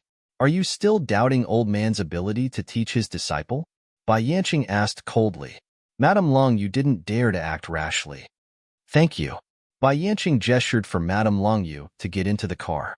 Madame Longyu carried Long Shuang into the car and sat at the side. Bai Yuqiao felt wronged, but he could only drive obediently. Old Bai, Han Yunshi used the same method you used to break the lost formation. Her poison skills. Who taught her? Madame Longyu asked curiously. Bai Yanqing stroked his beard and didn't answer, but he was more interested than Madame Longyu. Madame Longyu and Bai Yanqing were both friends and master and servant. She didn't dare to be too impudent, so she didn't press the issue when Bai Yanqing didn't answer. After a long silence, Bai Yanqing asked, Have you explained everything to Duanmu Yao? Don't worry. Even if Duanmu Yao loses her life, she won't say a word. After all, she's on the same boat as us, Madame Longyu said seriously. What about Grand Concubine Yi? Bai Yanqing asked next. Don't worry. She won't wake up anymore. Madame Longyu smiled. Bai Yanqing was very satisfied. He took Madame Longyu's hand and patted it lightly. Very good. Originally, the Empress Dowager of Tian and Country had wanted to kidnap Grand Concubine Yi. After Bai Yanqing found out, he had Madame Longyu kidnap Grand Concubine Yi, then find Duanmu Yao to blackmail Long Fei Yi. This way, Long Fei Yi wouldn't suspect the Empress Dowager, nor would he have to worry about his identity being exposed. Old Bai, what did Grand Concubine Yi say? Madame Longyu asked curiously. She only knew of Bai Yanqing's plans, but had no idea what Bai Yanqing wanted from Grand Concubine Yi. It was Bai Yanqing himself who had interrogated Grand Concubine Yi that day. Besides him, no one else knew the truth. Bai Yanqing quickly released Madame Longyu's hand. That you don't need to know. Madame Longyu sighed. What a pity. We couldn't kill Han Yunshi, but lost Duanmu Yao instead. Yuqiao, you've lost. Remember to deduct a month's worth of allowance when you go back. Bai Yanqing laughed out loud. He'd made a bet with Bai Yuqiao before coming here to see if Madame Longyu could kill Han Yunshi. Yes, Bai Yuqiao felt even more wronged, but her expression was gloomy. She didn't cry. How could a child like her cry? Old Bai, you didn't want to kill that girl? That girl's abilities were truly incredible. If we leave her alive, she'll be a disaster in the future. Madame Longyu reminded him. That's a matter for the future. Bai Yanqing chuckled. Losing Duanmu Yao? Hee, that old man Kinzo will find trouble with Long Fei Yi himself. Don't worry. I'm just afraid that before that old man Kinzo finds trouble with Long Fei Yi, that brat will find the City of Daughters first. Of the 30 experts in the City of Daughters, only 2 or 3 are left. Madame Longyu's tone became heavy. If they could kill Long Fei Yi in this battle, the City of Daughters' reputation would definitely soar. What a pity. What? Are you scared? Bai Yanqing smiled. Hee, not to the extent of being scared. Madame Longyu wasn't putting up a strong front. The City of Daughters foundation was still very strong.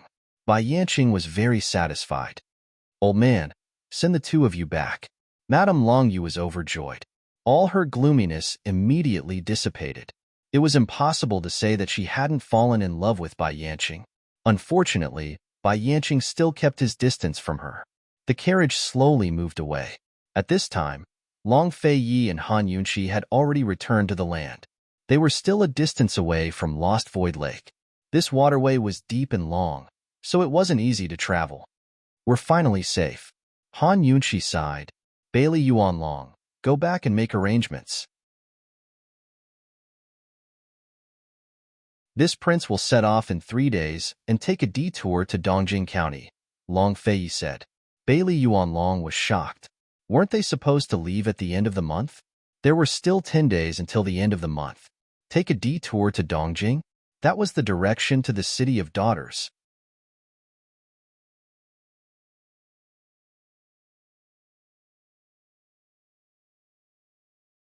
Chapter 702. His Highness Duke of Qin wanted to take a detour to Celestial Mountain through East Jing Prefecture, which was the only way to get to the City of Daughters. Your Highness, are you going to the City of Daughters? Bailey Yuanlong asked. Your lordship won't let anyone who dares to kidnap someone from the Duke of Qin's estate go, Long Fei said. Han Yunxi remained silent on the side.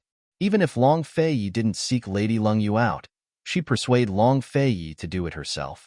After all, this matter involved not only Duanmu Yao and Lady Lung Yu, but that poison's expert as well. All right, this soldier will make arrangements as soon as I return. Bailey Yuanlong was a soldier, so he wasn't like Chu Shifeng. Even if he had doubts, he obeyed without question. After returning to South Ning Prefecture, Long Fei mulled things over for an entire night before delaying his departure time. He had to wait for Chu Shifeng to return from Tianan. Someone come. Send a flying pigeon to Chu Shifeng. Tell him to bring Murong Wanru back. No matter the method, immediately, he ordered cold. You mean? Han Yunxi didn't understand. This matter isn't that simple, Long Fei intoned. On the surface, Duanmu Yao seemed to be the mastermind who kidnapped Grand Concubine Yi to threaten him, but he had a feeling that things weren't that simple. How is it not simple? Han Yunxi asked. Duanmu Yao might be stupid, but Lady Long Yu isn't. They wouldn't really take Grand Concubine Yi to Lost Void Lake, Long Fei intoned. Although he hadn't sensed Song Chiozi's movements back then, he had sensed the Celestial Mountain servant girls hiding in the woods. He never expected Grand Concubine Yi to be there. If he had known earlier, he wouldn't have wasted so much words with Duanmu Yao.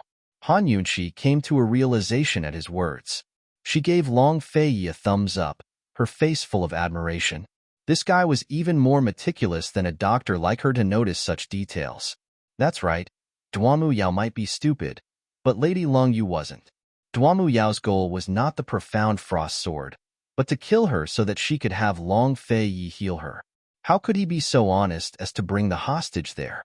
Facing an expert like Long Fei, no matter what, he had to be on guard. If that's the case, then it's possible that they returned Grand Concubine Yi to us on purpose? Han Yunxi asked doubtfully. Why would they return her to us? Han Yunxi thought for a while and asked, what are they trying to mislead us about? There must be a conspiracy. Long Fei rubbed her bangs lovingly.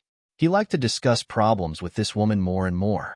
She was very smart and could understand with just a little bit, so he didn't have to spend too much effort to explain. It's just a guess. Bringing Murong Wanru here was the safest option. Only Grand Concubine Yi knows the truth. No matter what the truth was, Long Fei only cared about one thing. Whether or not Grand Concubine Yi could reveal the secret of him not being part of Tianning's imperial bloodline. Murong Wanru was the key to making Grand Concubine Yi tell the truth. By now, it was already daybreak. After breakfast, Zhao Mama came to report, Your Highness, esteemed Wang Fei, Grand Concubine hasn't woken up yet. On the way back, Han Yunxi had inspected Grand Concubine Yi's body. First, she hadn't been poisoned, injured, or ill. Everything was normal. She guessed that Grand Concubine Yi had been frightened and would wake up after a day or so, so she left her in Zhao Mama's care. She hasn't woken up yet? That can't be, right? Han Yunxi grew uneasy. I'll go take a look. Long Fei went with her as well. Grand Concubine Yi was placed in the room behind the ancestral hall. She lay quietly on the bed as if she was sleeping peacefully. Han Yunxi carefully examined her again, but still didn't find anything out of the ordinary. Still, nothing out of the ordinary was the biggest anomaly. She made a prompt decision. Long Fei, looks like we'll have to send someone to find Gu Beiwei. After Gu Beiwei arrived, he did the same examination on Grand Concubine Yi as Han Yunxi did. Still, he didn't find anything out of the ordinary. How long has she been unconscious? He asked seriously. She was unconscious when I saw her yesterday afternoon. It's impossible to determine the time before that, Han Yunqi replied. Let's wait a bit longer. If she doesn't wake up by tonight, then the problem will be bigger. A complicated look flitted past Gu Beiyue's eyes before he added, let this one accompany esteemed imperial concubine today. It'll be easier to observe her. Then I'll leave it to you, Long Feiyi said as he led Han Yunqi out the door. He didn't want Gu Beiyue to know too much about his lack of Tianning's imperial bloodline. He'd have to reveal his identity one day, but now wasn't the right time.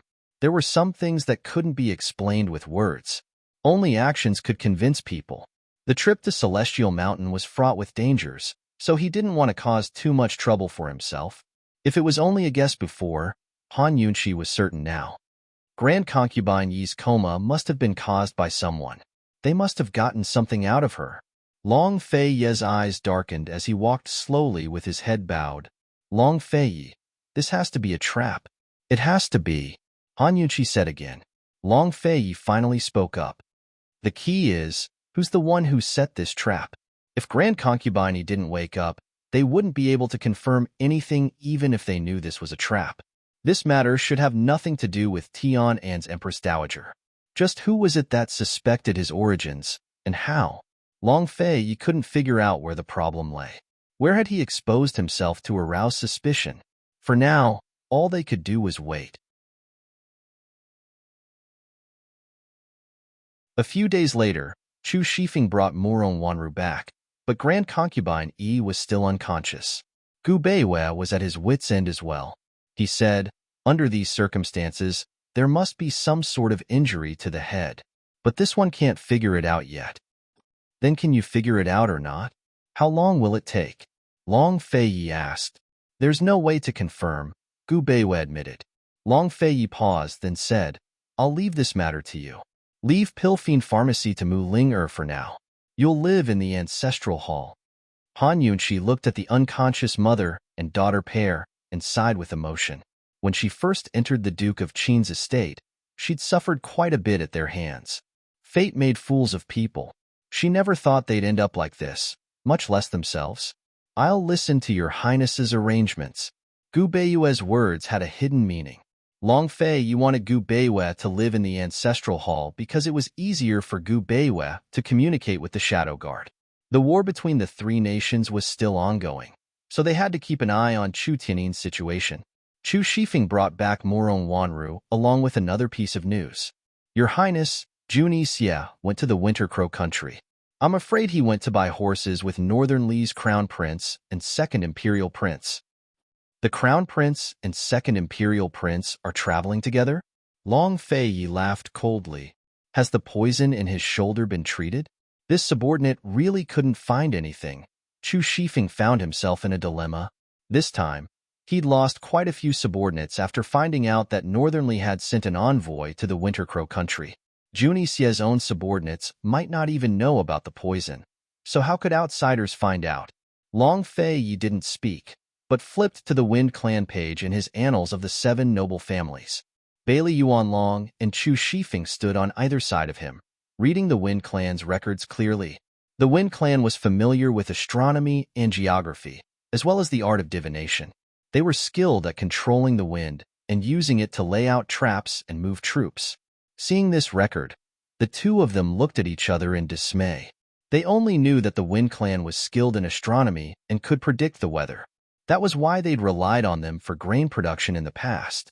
They never expected the Wind Clan to have such skills beyond astronomy. Divination, controlling the wind. Long Feiyi muttered to himself, lost in thought. After a while, he said coldly, Bailey Yuanlong, prepare to send troops north at any time. Yes, Bailey Yuanlong obeyed. Your Highness, why don't we slow down a bit before going to Celestial Mountain? I'm afraid there'll be trouble this fall. Chu Shifeng coaxed. If I don't go, there'll be more problems, Long Feiyi said.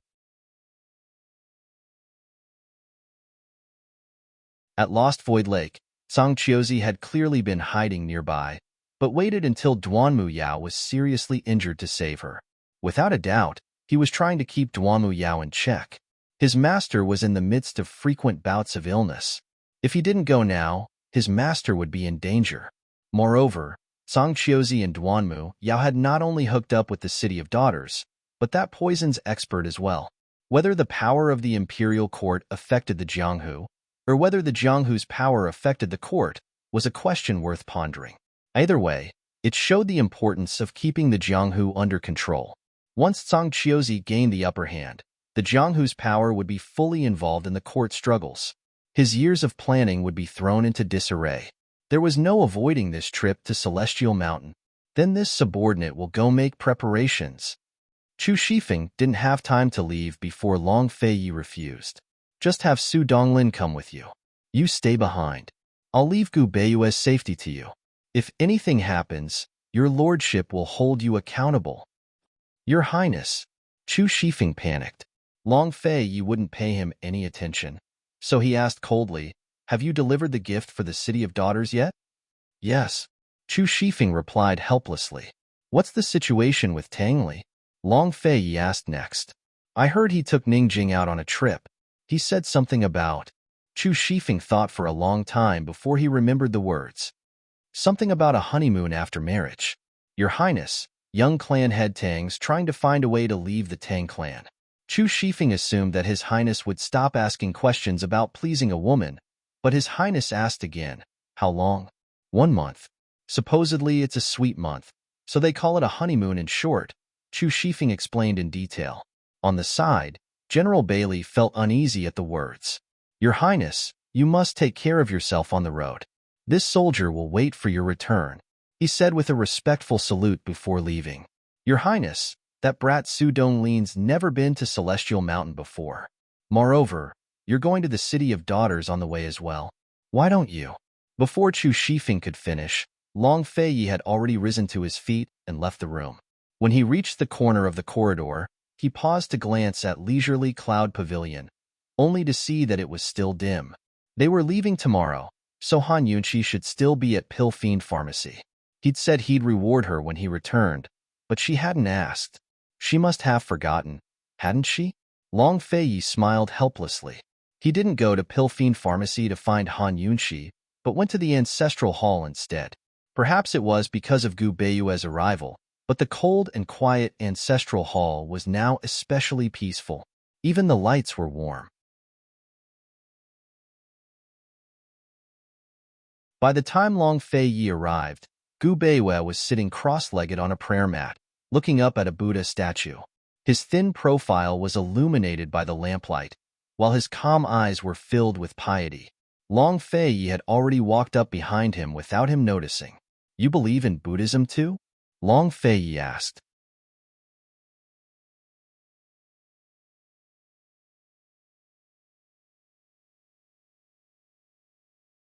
Chapter 703. Although Long Feiyi's arrival was sudden, Gu Beiyue remained calm. He stood up and bowed, modest and elegant. Your Highness Duke of Qin, there must be something important for you to visit so late at night, right? You also believe in Buddhism? What are you praying for? Long Feiyi asked again. Praying. Gu Beiyue thought for a moment, then joked. Praying for an afterlife? This life hasn't ended yet, so why are you in such a rush to seek an afterlife? Long Feiyi asked. Gu Beiyue replied with a smile. Buddha says that suffering in this life is all for the sake of freedom in the afterlife, so we must endure suffering. Long Feiyi gave a cold laugh. You believe in this kind of foolish Buddha? This one doesn't believe in Buddhism.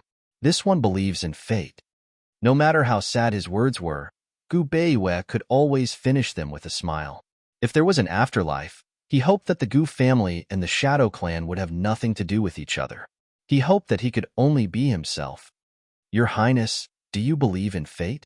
He asked softly. Fate? Long Feiyi had always disdained this kind of thing. My fate is up to me, not the heavens. This king doesn't believe in anything but myself. If he believed in fate, if he obeyed, what would happen to Han Yunqi?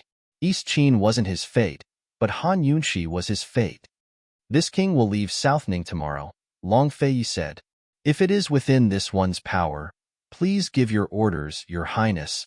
Gu Beiwei was very serious. Han Yunqi had told him many things before, so he knew that Long Fei Yi would also come. Who would have thought that Long Fei Yi wouldn't tell him anything about the South Central Military Governor's manor, only telling him one thing. He said, "If this king doesn't leave the Heavenly Mountain on Mid-Autumn Day, you must protect Han Yunqi for this king." When these words were said, Gu Beiyue's heart, which had been calm his entire life, fiercely skipped a beat. It was especially painful. He didn't want to believe in fate, but after all the twists and turns, it was fate. No matter how much his heart hurt, he remained calm. No matter how sad his words were, he would still smile. "Your Highness Duke of Qin, what do you mean bodyguard? I'm already half a cripple, and I still need bodyguard shoes protection. I can't bear your Highness's trust?" He asked seriously. "As long as she trusts you, you can handle it." Long Fei Yi was very certain. "You only need to guard her and don't let her leave Southning. Wait for this prince to return." Gu Beiwei understood. During the Mid-Autumn Festival, the war-torn three countries should be lacking in provisions. The commander-in-chief's manor in Zhongnan was bound to make a big move. If Long Fei Yi could not return, given Han Yunqi's temperament, she would certainly shoulder all of this and would not hesitate to charge and break through enemy lines. It seemed easy to make Han Yunqi stay in Southning, but in reality, not only did he need to persuade her, he also needed to help her firmly grasp Cloud Realm's situation in his hands. Zhongnan's commander-in-chief's manor didn't lack military strength or wealth. What they lacked was a strategist who could see through Long Fei Ye's plans and could catch Long Fei Ye's eye. Without a doubt, Long Fei Yi had chosen Gu Beiwei the same way as Han Yunqi. Gu Beiwei didn't hesitate at all. "This one will not refuse. I only hope that your Highness's trip will go smoothly." Gu Beiwei was actually well aware of the situation on Celestial Mountain. He knew everything in the world and could also scheme against it. Everything was in his heart, but he had never revealed it. Long Fei Yi nodded and turned to leave. He was only being cautious tonight. He had to do his best to leave Celestial Mountain before the Mid-Autumn Festival. At this time, Han Yunqi had just left Pill Fiend Pharmacy. "Mistress, please take me with you. I promise I'll be obedient." Su Xiaoyu begged the entire way from the rooms, but Bailey Mingxiang only said, "Take care." She didn't say anything else. Han Yunqi couldn't be bothered to reply to Su Xiaoyu, so she waved a hand to cut her off. "Mistress, Xiaoyu is begging you, mistress. What are you making so much noise for? The new batch of ingredients is the best of the best. Hurry up and put them away," Mu Ling said as she grabbed Su Xiaoyu by the back of her collar and dragged her to the side. Su Xiaoyu looked pitifully at Han Yunqi, but Han Yunqi said seriously, "Dr. Gu isn't free right now. You and Mingxiang can stay at Pill Fiend Pharmacy to help out." "Yes." Bailey Mingxiang respectfully curtsied. Su Xiaoyu had no choice but to say, "Oh." After Han Yunqi left, Mu Ling personally pulled Su Xiaoyu into the room. Unfortunately, not long after, Mu Ling wasn't paying attention and Su Xiaoyu snuck out the door to chase after the carriage. Unfortunately, the sports car sped up and she couldn't catch up. She didn't dare to chase back to the Duke of Qin's estate. The person she feared the most was His Highness Duke of Qin. If His Highness Duke of Qin allowed her to pester esteemed Wang Fei, the consequences would be unimaginable. Su Xiaoyu was extremely disappointed. Her head drooped as she walked back, crestfallen. Unexpectedly, she caught a glimpse of a familiar figure. Madame Hellion? She was suspicious. Just as she was about to take a closer look, the figure had already disappeared into the alley. "It's so late. Where did she go?" Su Xiaoyu immediately chased after her. Unfortunately, she still didn't see her even when she reached the end of the alley. Where did she go?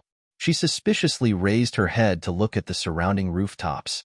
After looking for a while, she tilted her head to rest on her shoulder. She muttered to herself, "She flew to the rooftops? She can fly?" Thus, she immediately leaped onto the rooftops. Unfortunately, the surroundings were empty.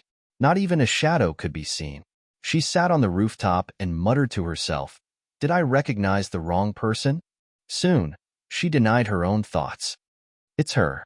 After thinking for a while, she hesitated. Is that so? In the end, even she was annoyed. She thought to herself that she should find time to go to the Han estate and personally test Madame Hellion. Then she would know whether she had recognized the wrong person or if Madame Hellion really was up to something. As for how to test her, she quickly thought of it. As the night deepened, the last of the hustle and bustle on the streets quieted down. The entire world seemed to have entered dreamland. The lights in Leisurely Cloud Pavilion lit up. Han Yunqi stood in front of the pavilion's windowsill. She almost couldn't remember how long it had been since she stood here. Standing here, she could see the lights in Long Fei Ye's sleeping quarters. As always, the lights in his room had been extinguished. She seemed to be addicted to standing and didn't feel sleepy at all. She simply poured herself a cup of tea and drank it slowly while leaning against the windowsill to wake herself up. The stars in the sky were the breath of summer. Currently, Long Fei Yi hadn't gone to bed, but was still in his study. The Annals of the Seven Noble Families was on his desk, flipped to the page about the Wind Clan and held down by a black sandalwood bookmark. He was sitting in his chair, leaning back with it until his slender legs rested on the windowsill. His hands were propped up behind his head. From this angle, he could see Han Yunqi's beautiful figure through the window of Leisurely Cloud Pavilion. Han Yunqi still didn't know this secret. Of course, she had no idea how many nights she'd spent looking at Long Fei Ye's sleeping quarters while Long Fei Yi stared at her from a distance and pondered over her origins. Only Chu Shifeng knew that His Highness Duke of Qin, who rarely returned to the Duke of Qin's estate, had been coming home every night. Han Yunqi, how long did it take you to fall in love with Long Fei Yi? Long Fei Yi spent countless sleepless nights to fall in love with you. Han Yunqi didn't know how long she'd been standing there, but she fell asleep as soon as her head hit the bed. In her dreams, she could faintly feel someone scratching her face. She opened her eyes groggily and saw Long Fei Yi standing by the bed, gently stroking her cheek. What did you do last night? Still not getting up? He looked down at her from above. Actually, she'd closed the windows last night before he went to sleep. He knew everything she'd done. Frightened, Han Yunqi looked out the window and saw that it was already dawn. If they wanted to leave in secret, they'd have to get up early. Han Yunqi was about to rise when she covered herself with the covers again.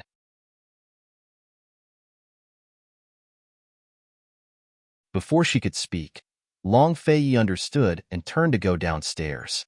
I'll wait for you to eat downstairs. Han Yunqi assumed that he'd come up the stairs and silently cursed Zhao Mama for not waking her up. Actually, Zhao Mama had been given a fright when Long Fei Yi came down the stairs. Did His Highness Duke of Qin sneak in through the window again last night? These two masters were so strange. They had such a big sleeping quarters and such a wide, round bed, but they didn't make love. Instead, they squeezed together on the single bed in the little loft. What kind of hobby was that? By the time Han Yunqi finished washing up and came downstairs, Zhao Mama was giving her a dubious look. Han Yunqi found it strange that she was being stared at. Is something the matter? Han Yunqi asked suspiciously. No, nothing. Zhao Mama shook her head with a smile. Then what are you looking at? Han Yunqi asked next. Esteemed Wang Fei's complexion is pretty good, but you still need to nourish yourself, Zhao Mama said with a chuckle. My complexion is pretty good. What do I need to nourish myself with? At the thought of the old hen, Han Yunqi didn't even have the appetite to eat breakfast. Nourishing your body. Your Highness is full of vigor and vitality, Zhao Mama said in a low voice. What does that have to do with nourishing my body? Han Yunqi suddenly understood. She narrowed her eyes and was about to teach Zhao Mama a lesson when she saw Long Fei Yi walk over. She immediately withered and pretended that nothing had happened. Your Highness, the carriage is already waiting at the back door. This old servant has already told Su Donglin and Uncle Gao about the food and lodging arrangements. The Dongjing River has risen, so we can use the ferry. If we set off today, we'll arrive at the City of Daughters within 7 days. Zhao Mama didn't dare to disturb them and retreated. What were you talking about just now? Long Fei Yi asked. Nothing. Han Yunqi didn't dare to say anything. She silently ate her breakfast. As she ate, she couldn't help but look at Long Fei Yi. The two words that Zhao Mama had just said kept appearing in her mind. Full of vigor and vitality. Vitality. This guy, does he have that? Long Fei was clearly eating seriously, but suddenly asked, "What are you looking at?" "Nothing. I didn't sleep well last night." Han Yunxi didn't have the guts to ask what she was thinking. Actually, there was no need to ask. She'd experience it for herself in the future. After breakfast, they arrived at the back door to see Gu Beiwei waiting for them in his wheelchair. He was dressed in white robes and looked as beautiful as an immortal on celestial mountain under the morning sun, untainted by dust. "Your Highness Duke of Qin, esteemed Wang Fei, have a smooth journey," he wished from the bottom of his heart. He took out the sleeping Lil Thing from his wide sleeves. "Esteemed Wang Fei, don't leave Lil Thing behind." It's comparable to a fierce general. Lil Thing had no idea that Mama Yunxi and Papa Long were going to Celestial Mountain. It woke up in a daze and looked at Mama Yunxi, then at the gentleman, before finally resting its gaze on Papa Long. Although it wasn't as frightened as before, it was still crestfallen. It was about to slip into Mama Yunxi's sleeves when it caught sight of the carriage and realized that Mama Yunxi was about to set off. Although it didn't want to part with the gentleman, it should return to Mama Yunxi's side. Its first duty was to protect Mama Yunxi. Lil Thing waved at Gu Beiwei, causing Gu Beiwei to laugh and wave back. When Lil Thing saw Gu Beiwei's smile, it wanted to wave at him until the end of time. But it was afraid of Papa Long and didn't dare to wave for long. Soon enough, it hid in the medical pouch. Before they left, Han Yunxi said, "Gu Beiwei, when we come back, will you still be here to receive us? Stand and receive us." "No," Gu Beiwei said seriously. "This one will stand by the city gates and wait. Please come back safely."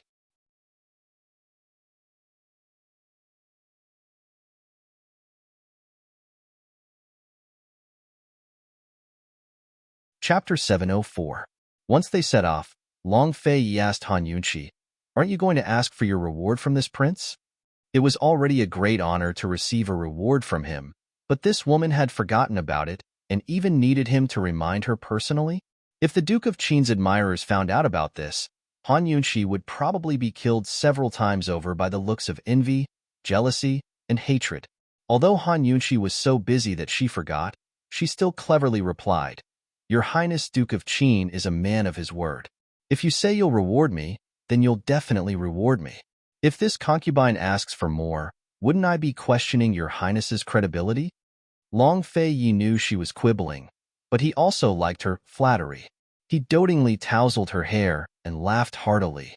"Just wait for the big reward." "How big is it?" Han Yunxi's heart was moved. Actually, she'd been spoiled rotten by Long Fei. In this world, only Long Fei's rewards could catch her eye. "Very big. Just wait patiently."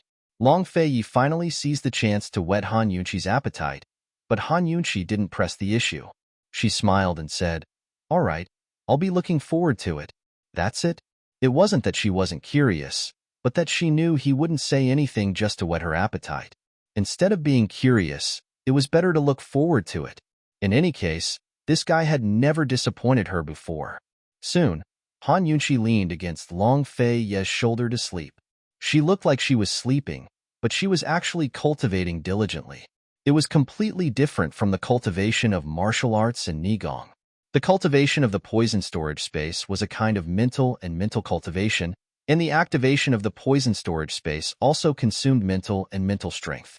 Actually, her cultivation speed was much faster than any of the poison sect's direct descendants who'd activated the poison storage space. But she still felt that it wasn't enough. Ever since she'd met that poison expert at Lost Void Lake, she'd felt a sense of urgency. Whether that poison expert was the previous head of the 100 Poisons sect, the orphan of the Poison sect, or some other expert of the poison world that they didn't know about, she couldn't let her guard down. She couldn't help Long Fei much in other aspects, but in terms of poison, she had to make sure he didn't have to worry. Long Fei turned his head to look at Han Yunxi. He saw that she was not curious at all and had fallen asleep so quickly. He had a helpless look on his face. He really couldn't do anything about this woman. Heading north, Han Yunxi and Long Fei soon arrived at Dongjing County.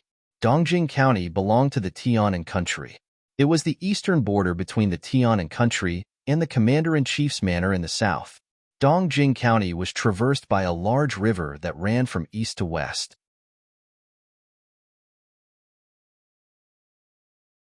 This river was called the Dongjing River. Rather than saying that Dongjing County was the only way to get to the City of Daughters, it was better to say that Dongjing River was the only way to get to the City of Daughters. If one followed the river downstream, they would easily reach the middle section of the river, where the City of Daughters was hidden deep in a canyon. Long Fei had already arranged for a large ship. He and Han Yunxi got off the carriage and switched to the ship. The carriage was also brought on board and followed them. Following the river downstream, they saw endless canyon scenery. Han Yunxi and Long Fei stood on the deck and looked at the surging river and towering mountains. They both felt that the City of Daughters was a good place. Long Fei, have you been there before? Han Yunxi asked. No. Thus, he had his servants arrange the route and prepare a ship beforehand. Even if he hadn't been here before, he knew everything. A city hidden deep in the mountains. It really is a good place to raise soldiers, Han Yunxi said seriously. The City of Daughters and Carefree City were places where assassins and mercenaries gathered. The City of Daughters favored women over men, while Carefree City favored men over women. The two cities were filled with crouching tigers and hidden dragons. There were lone assassins who didn't belong to any organization, as well as powerful assassin clans. The Long and Qi clans that ruled over the two cities were the oldest assassin clans in Cloud Realm continent. Han Yunxi knew that Long Fei wouldn't come so easily without sufficient preparations. But by the time Long Fei brought her to the gates of the City of Daughters, she was still frightened by the Long Fei's preparations. The towering city gate was tightly shut, and dozens of corpses were lined up in 3 rows at the city gate. These were the corpses they'd brought back from Lost Void Lake. Behind the corpse, there were 3 groups of people. 2 of them were dressed in black, and it was obvious that they were organized. The people in the other group were uneven and dressed differently. They looked like a group of people, but they were actually scattered. Lady Long Yu led a large group of people on top of the city gate tower, facing off against the 3 groups outside the city. Han Yunxi was even more shocked when she saw them. She recognized the 2 groups of black-clothed men and horses. Wasn't the group on the left the strongest swordsmen of Long Fei's Shadow Guard? There were about 50 of them, all handpicked by Long Fei from Tianshan Kinzo's ranks and personally trained them. Han Yunxi had seen the 10 leaders before when they fought Duamu Yao. They were all well-known figures in Tianshan Kinzo. The group on the left had about 30 people. Although they were all dressed in black, the insignia on their backs was that of Carefree City's Qi clan. Han Yunxi recognized Qi Yaotian as soon as she saw him.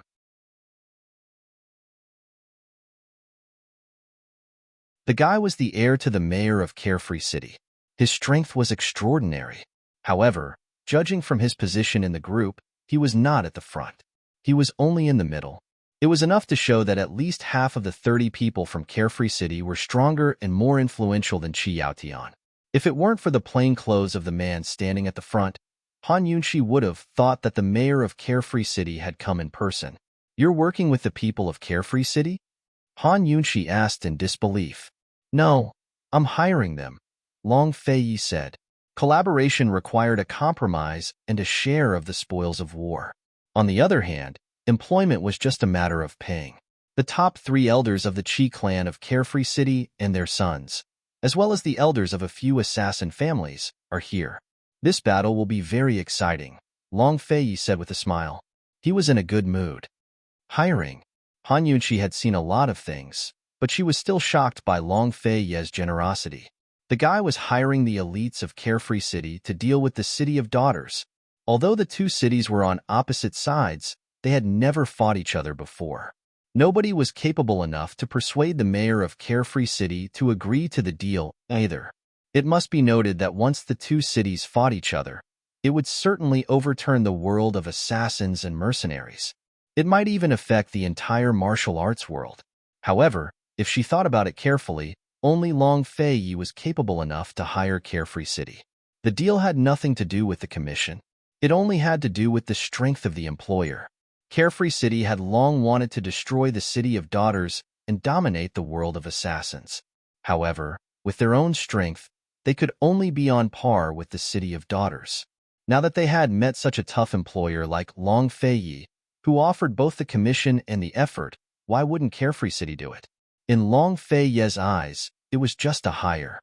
But in the mayor of Carefree City's eyes, it was cooperation. Who are the other people? Han Yunqi asked in a low voice. They are from the martial arts world. The City of Daughters has offended a lot of people over the years. They are all taking the opportunity to seek revenge, Long Fei Yi answered. Han Yunqi did not know when Long Fei Yi had posted the news in the martial arts world. She smiled. That saved me a lot of money. The City of Daughters did not dare to open the door to accept the challenge even after a long time. It was enough to show the difference in strength. Han Yunqi had thought that the battle with the City of Daughters would take a lot of time. But now, it seemed that it would not. She thought that Long Fei Yi would probably be recorded in the history of assassins in Cloud Realm. He was not an assassin, but he was about to rewrite the history of the world of assassins.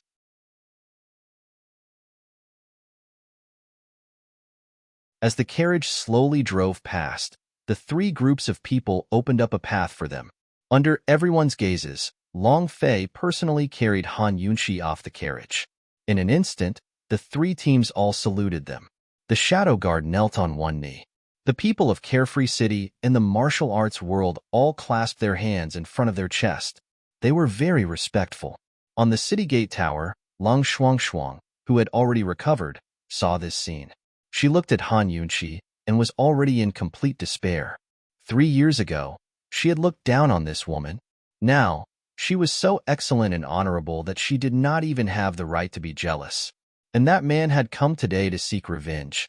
She could no longer love him. Long Fei Yi waved his hand, indicating for the Shadow Guard to rise. He merely nodded at the people of Carefree City in the martial arts world and did not return the greeting. He had never been a polite person. Besides, he had the right to be rude. He looked up at Madame Longyu, who was on the city gate, and asked coldly, "Why are you not coming out to collect the corpse?" Madame Longyu had long known that Long Fei Yi would come to seek revenge. However, she never expected that he would hire people from Carefree City and bring so many people with him. It had to be said that Madame Longyu, who had always been proud, began to panic the moment she saw Long Fei Yi get off the carriage. She knew that Long Fei Yi's arrival meant that the confrontation was over. They would attack the city. Madame Longyu, these are the children who worked for the Long family. You don't even clean up their corpses. Do you think you deserve to be the city lord? The one who spoke was the leader of the Carefree City Elders, Third Master Qi, who was known in the martial arts world as Third Master Qi. He. Since when did Carefree City become the lackey of King Qin's residence? Congratulations. Madame Longyu said coldly. Even though she was afraid, she did not show any signs of backing down. You are only working for others because you are paid. Madame Longyu, you are in the same line of work. Why do you have to speak so harshly? Do you want to establish a chastity monument after becoming a whore? Third Master Qi laughed. Third Master Qi. Madame Longyu was furious. Come down if you have the guts. Third Master Qi continued to provoke. At this time, the group of people who were seeking revenge in the martial arts world also began to denounce Madame Longyu. Longyu, come down and die. Today, Old Man will avenge the brothers of the Blue Cloud sect who died. Longyu, come down if you have the guts.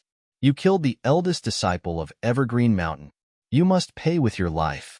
Longyu, do you remember the murder case in Snow Listening Mountain Villa 5 years ago? Today, Old Man will kill you to avenge my elder sister's family and rid the martial arts world of evil.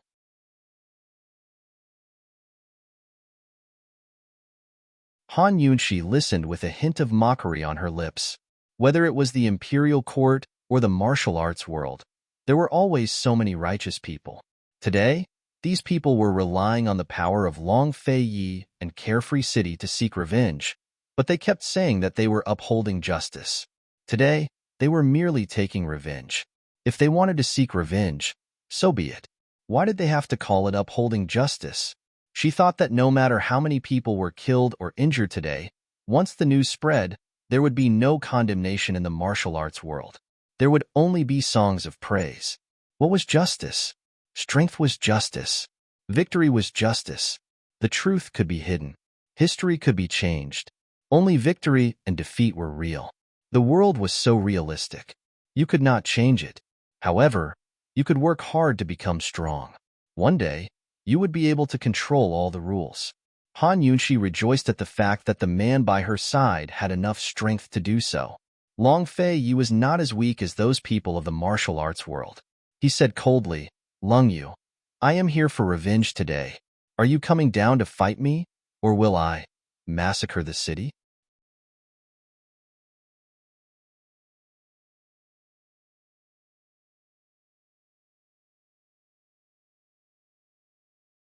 Chapter 705. Everyone gasped. Even the people of Liberty City were intimidated. The city gate was in an uproar. Madame Long Yu's face darkened. Massacre the city? How cruel. Han Yunxi was also trembling. But this was Long Fei Ye's style, wasn't it?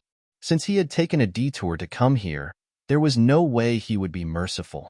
Massacring the city was cruel, but which one of the people in the city wasn't cruel? Which one of them wasn't a professional killer who killed without batting an eye? Which one of them hadn't committed a few massacres? Which one of them knew about filial piety, loyalty, propriety, justice, integrity, and shame? They only had one creed in life: kill for money. Han Yunxi was a doctor, but in the face of such a force, she had already restrained her compassion before coming here. Matters of the martial world should be settled by the rules of the martial world. Although Long Fei Yi was cruel, the people of Liberty City loved this kind of cruelty the most. They immediately agreed. Third Elder Qi laughed. Since when did Madame Long Yu become a coward? The hypocritical people of the martial world all stood on Long Fei Ye's side. If we don't destroy this kind of scum of the martial world, they will definitely rise from the ashes one day. His Highness Duke of Qin is wise. Today, we will destroy the City of Daughters as an example to the rest. It will also intimidate the heretical sects and gangs. The people of Liberty City were dissatisfied. Fortunately, Third Elder Qi was able to suppress them. Otherwise, they would have become a joke if chaos broke out even before fighting. After being warned, Madame Long Yu could no longer suppress her anger. Long Fei Yi, don't be too arrogant. Do you really think I'm afraid of you? Around her, the leaders of the 6 or 7 assassin families said in unison, "City Lord, we swear to defend the city with our lives. No one will be allowed to take a single step into our city." Madame Long Yu was about to lead her men down the city gate, but Long Shuang pulled her back and whispered, "Mother, don't fall for their provocation. They are bullying the weak. They have come prepared." Perhaps it was because Long Shuang wasn't angry in front of His Highness Duke of Qin that she was able to remain rational. The City of Daughters was not weak. Even though they had lost half of their experts in the battle at Lost Void Lake, the City of Daughters was still not weak. However, Long Fei Yi had brought Liberty City and a batch of experts with him. They were much stronger than the City of Daughters. This was a fact that couldn't be ignored. "Mother, now is not the time to be impulsive. We have to be smart," Long Bingling said in a low voice. Madame Long Yu finally calmed down. Although she didn't want to, she had to face reality. She only had one choice, one-on-one. This was all because of her. If she had rejected by Yanqing, she would not have brought this disaster to the City of Daughters.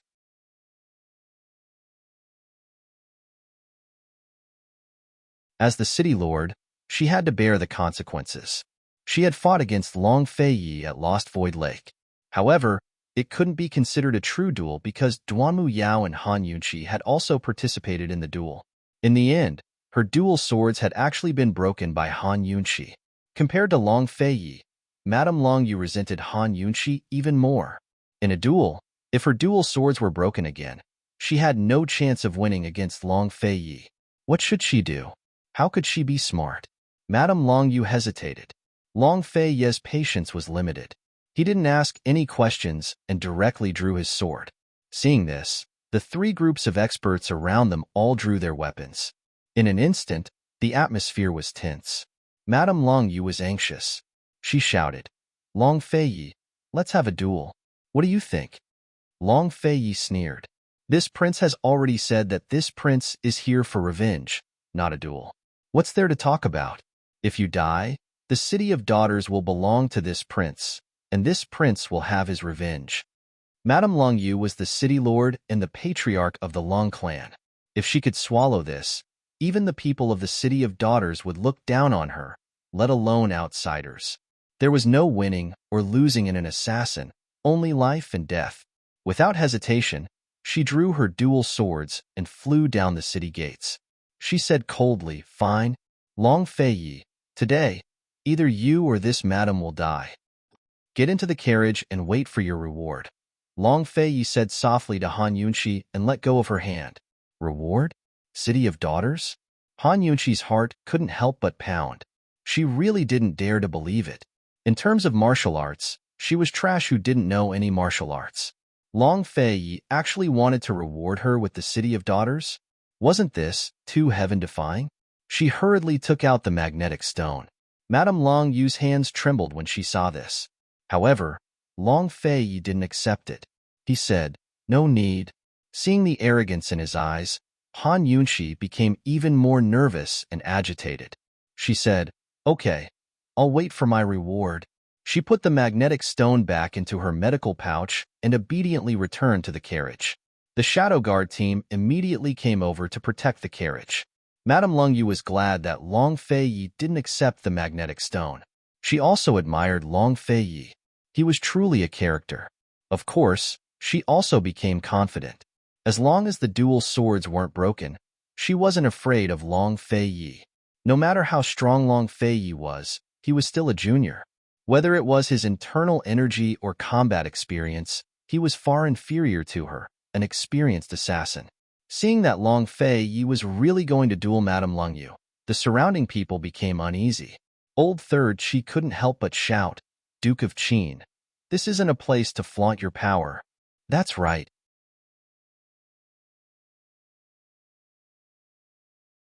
Did Your Highness Duke of Qin hire the experts of Carefree City to watch the battle?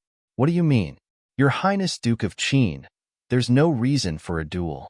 Everyone is here today. We can't go back empty-handed. Their words sounded dissatisfied, but they were all reminding Long Fei that he couldn't win. Qi Yaotian had once persuaded the city lord of Carefree City to add Long Fei and Han Yunxi to his bounty list. He had personally experienced Long Fei's skills, but he didn't believe Long Fei could defeat Madame Lungyu. Everyone in the Jianghu knew of the top 5 experts. They were, in order of martial arts, Kenzo Sect Master Li Qinshin, Celestial Mountain Head Elder Cang Qiuzi, Tang Clan Master Tang Zijin, Carefree City Lord Qi Zonglin, and City Lord Madame Lungyu of the City of Daughters. Among the younger generation, Long Fei was an outstanding talent, but among the older generation, he wasn't ranked at all. Your Highness Duke of Qin, we're all here for revenge. Why talk about a duel? Let's attack together. That's right. Lungyu killed so many of our fellow Wulin members. Today, we can definitely kill her if we work together. The Wulin members all stepped forward. Han Yunxi didn't like the City of Daughters, but she despised these people even more. They were clearly trying to gang up on Lungyu. The people of Carefree City, on the other hand, were much more decent. Although they were dissatisfied, they didn't make a move. Long Fei blocked the path of the Wulin members with his sword. If anyone dares to move, don't blame this prince's sword for being merciless. Long Fei wasn't joking. As soon as he finished speaking, he viciously slashed down with his sword, causing the sword to erupt and leave a deep gash in the ground. Startled, the Jianghu members all backed away. Madame Lungyu and the people of Carefree City were stunned. They didn't expect Long Fei's internal energy to be so profound. Only now did they realize that they'd underestimated Long Fei, especially Madame Lungyu, who'd fought Long Fei not long ago. She realized that Long Fei had only teamed up with Han Yunxi at the Battle of Lost Void Lake. Just how strong was this young man? Madame Lungyu no longer dared to face her love rival. She held her sword with both hands and separated the two swords. Long Fei slowly moved his sword and pointed it at her. For a moment, the entire place was silent. Han Yunxi sat in the carriage and watched nervously. Suddenly, Long Fei and Madame Lungyu attacked each other with their swords at the same time. With a loud clang, the two swords collided. Intense sword light erupted from the two swords at the same time. However, Long Fei's sword light was clearly stronger than Madame Longyu's. Very soon, Long Fei Ye's sword suppressed Madame Longyu. Madame Longyu was forced to face him with both hands. However, the other sword of the two swords was right behind Long Fei Yi.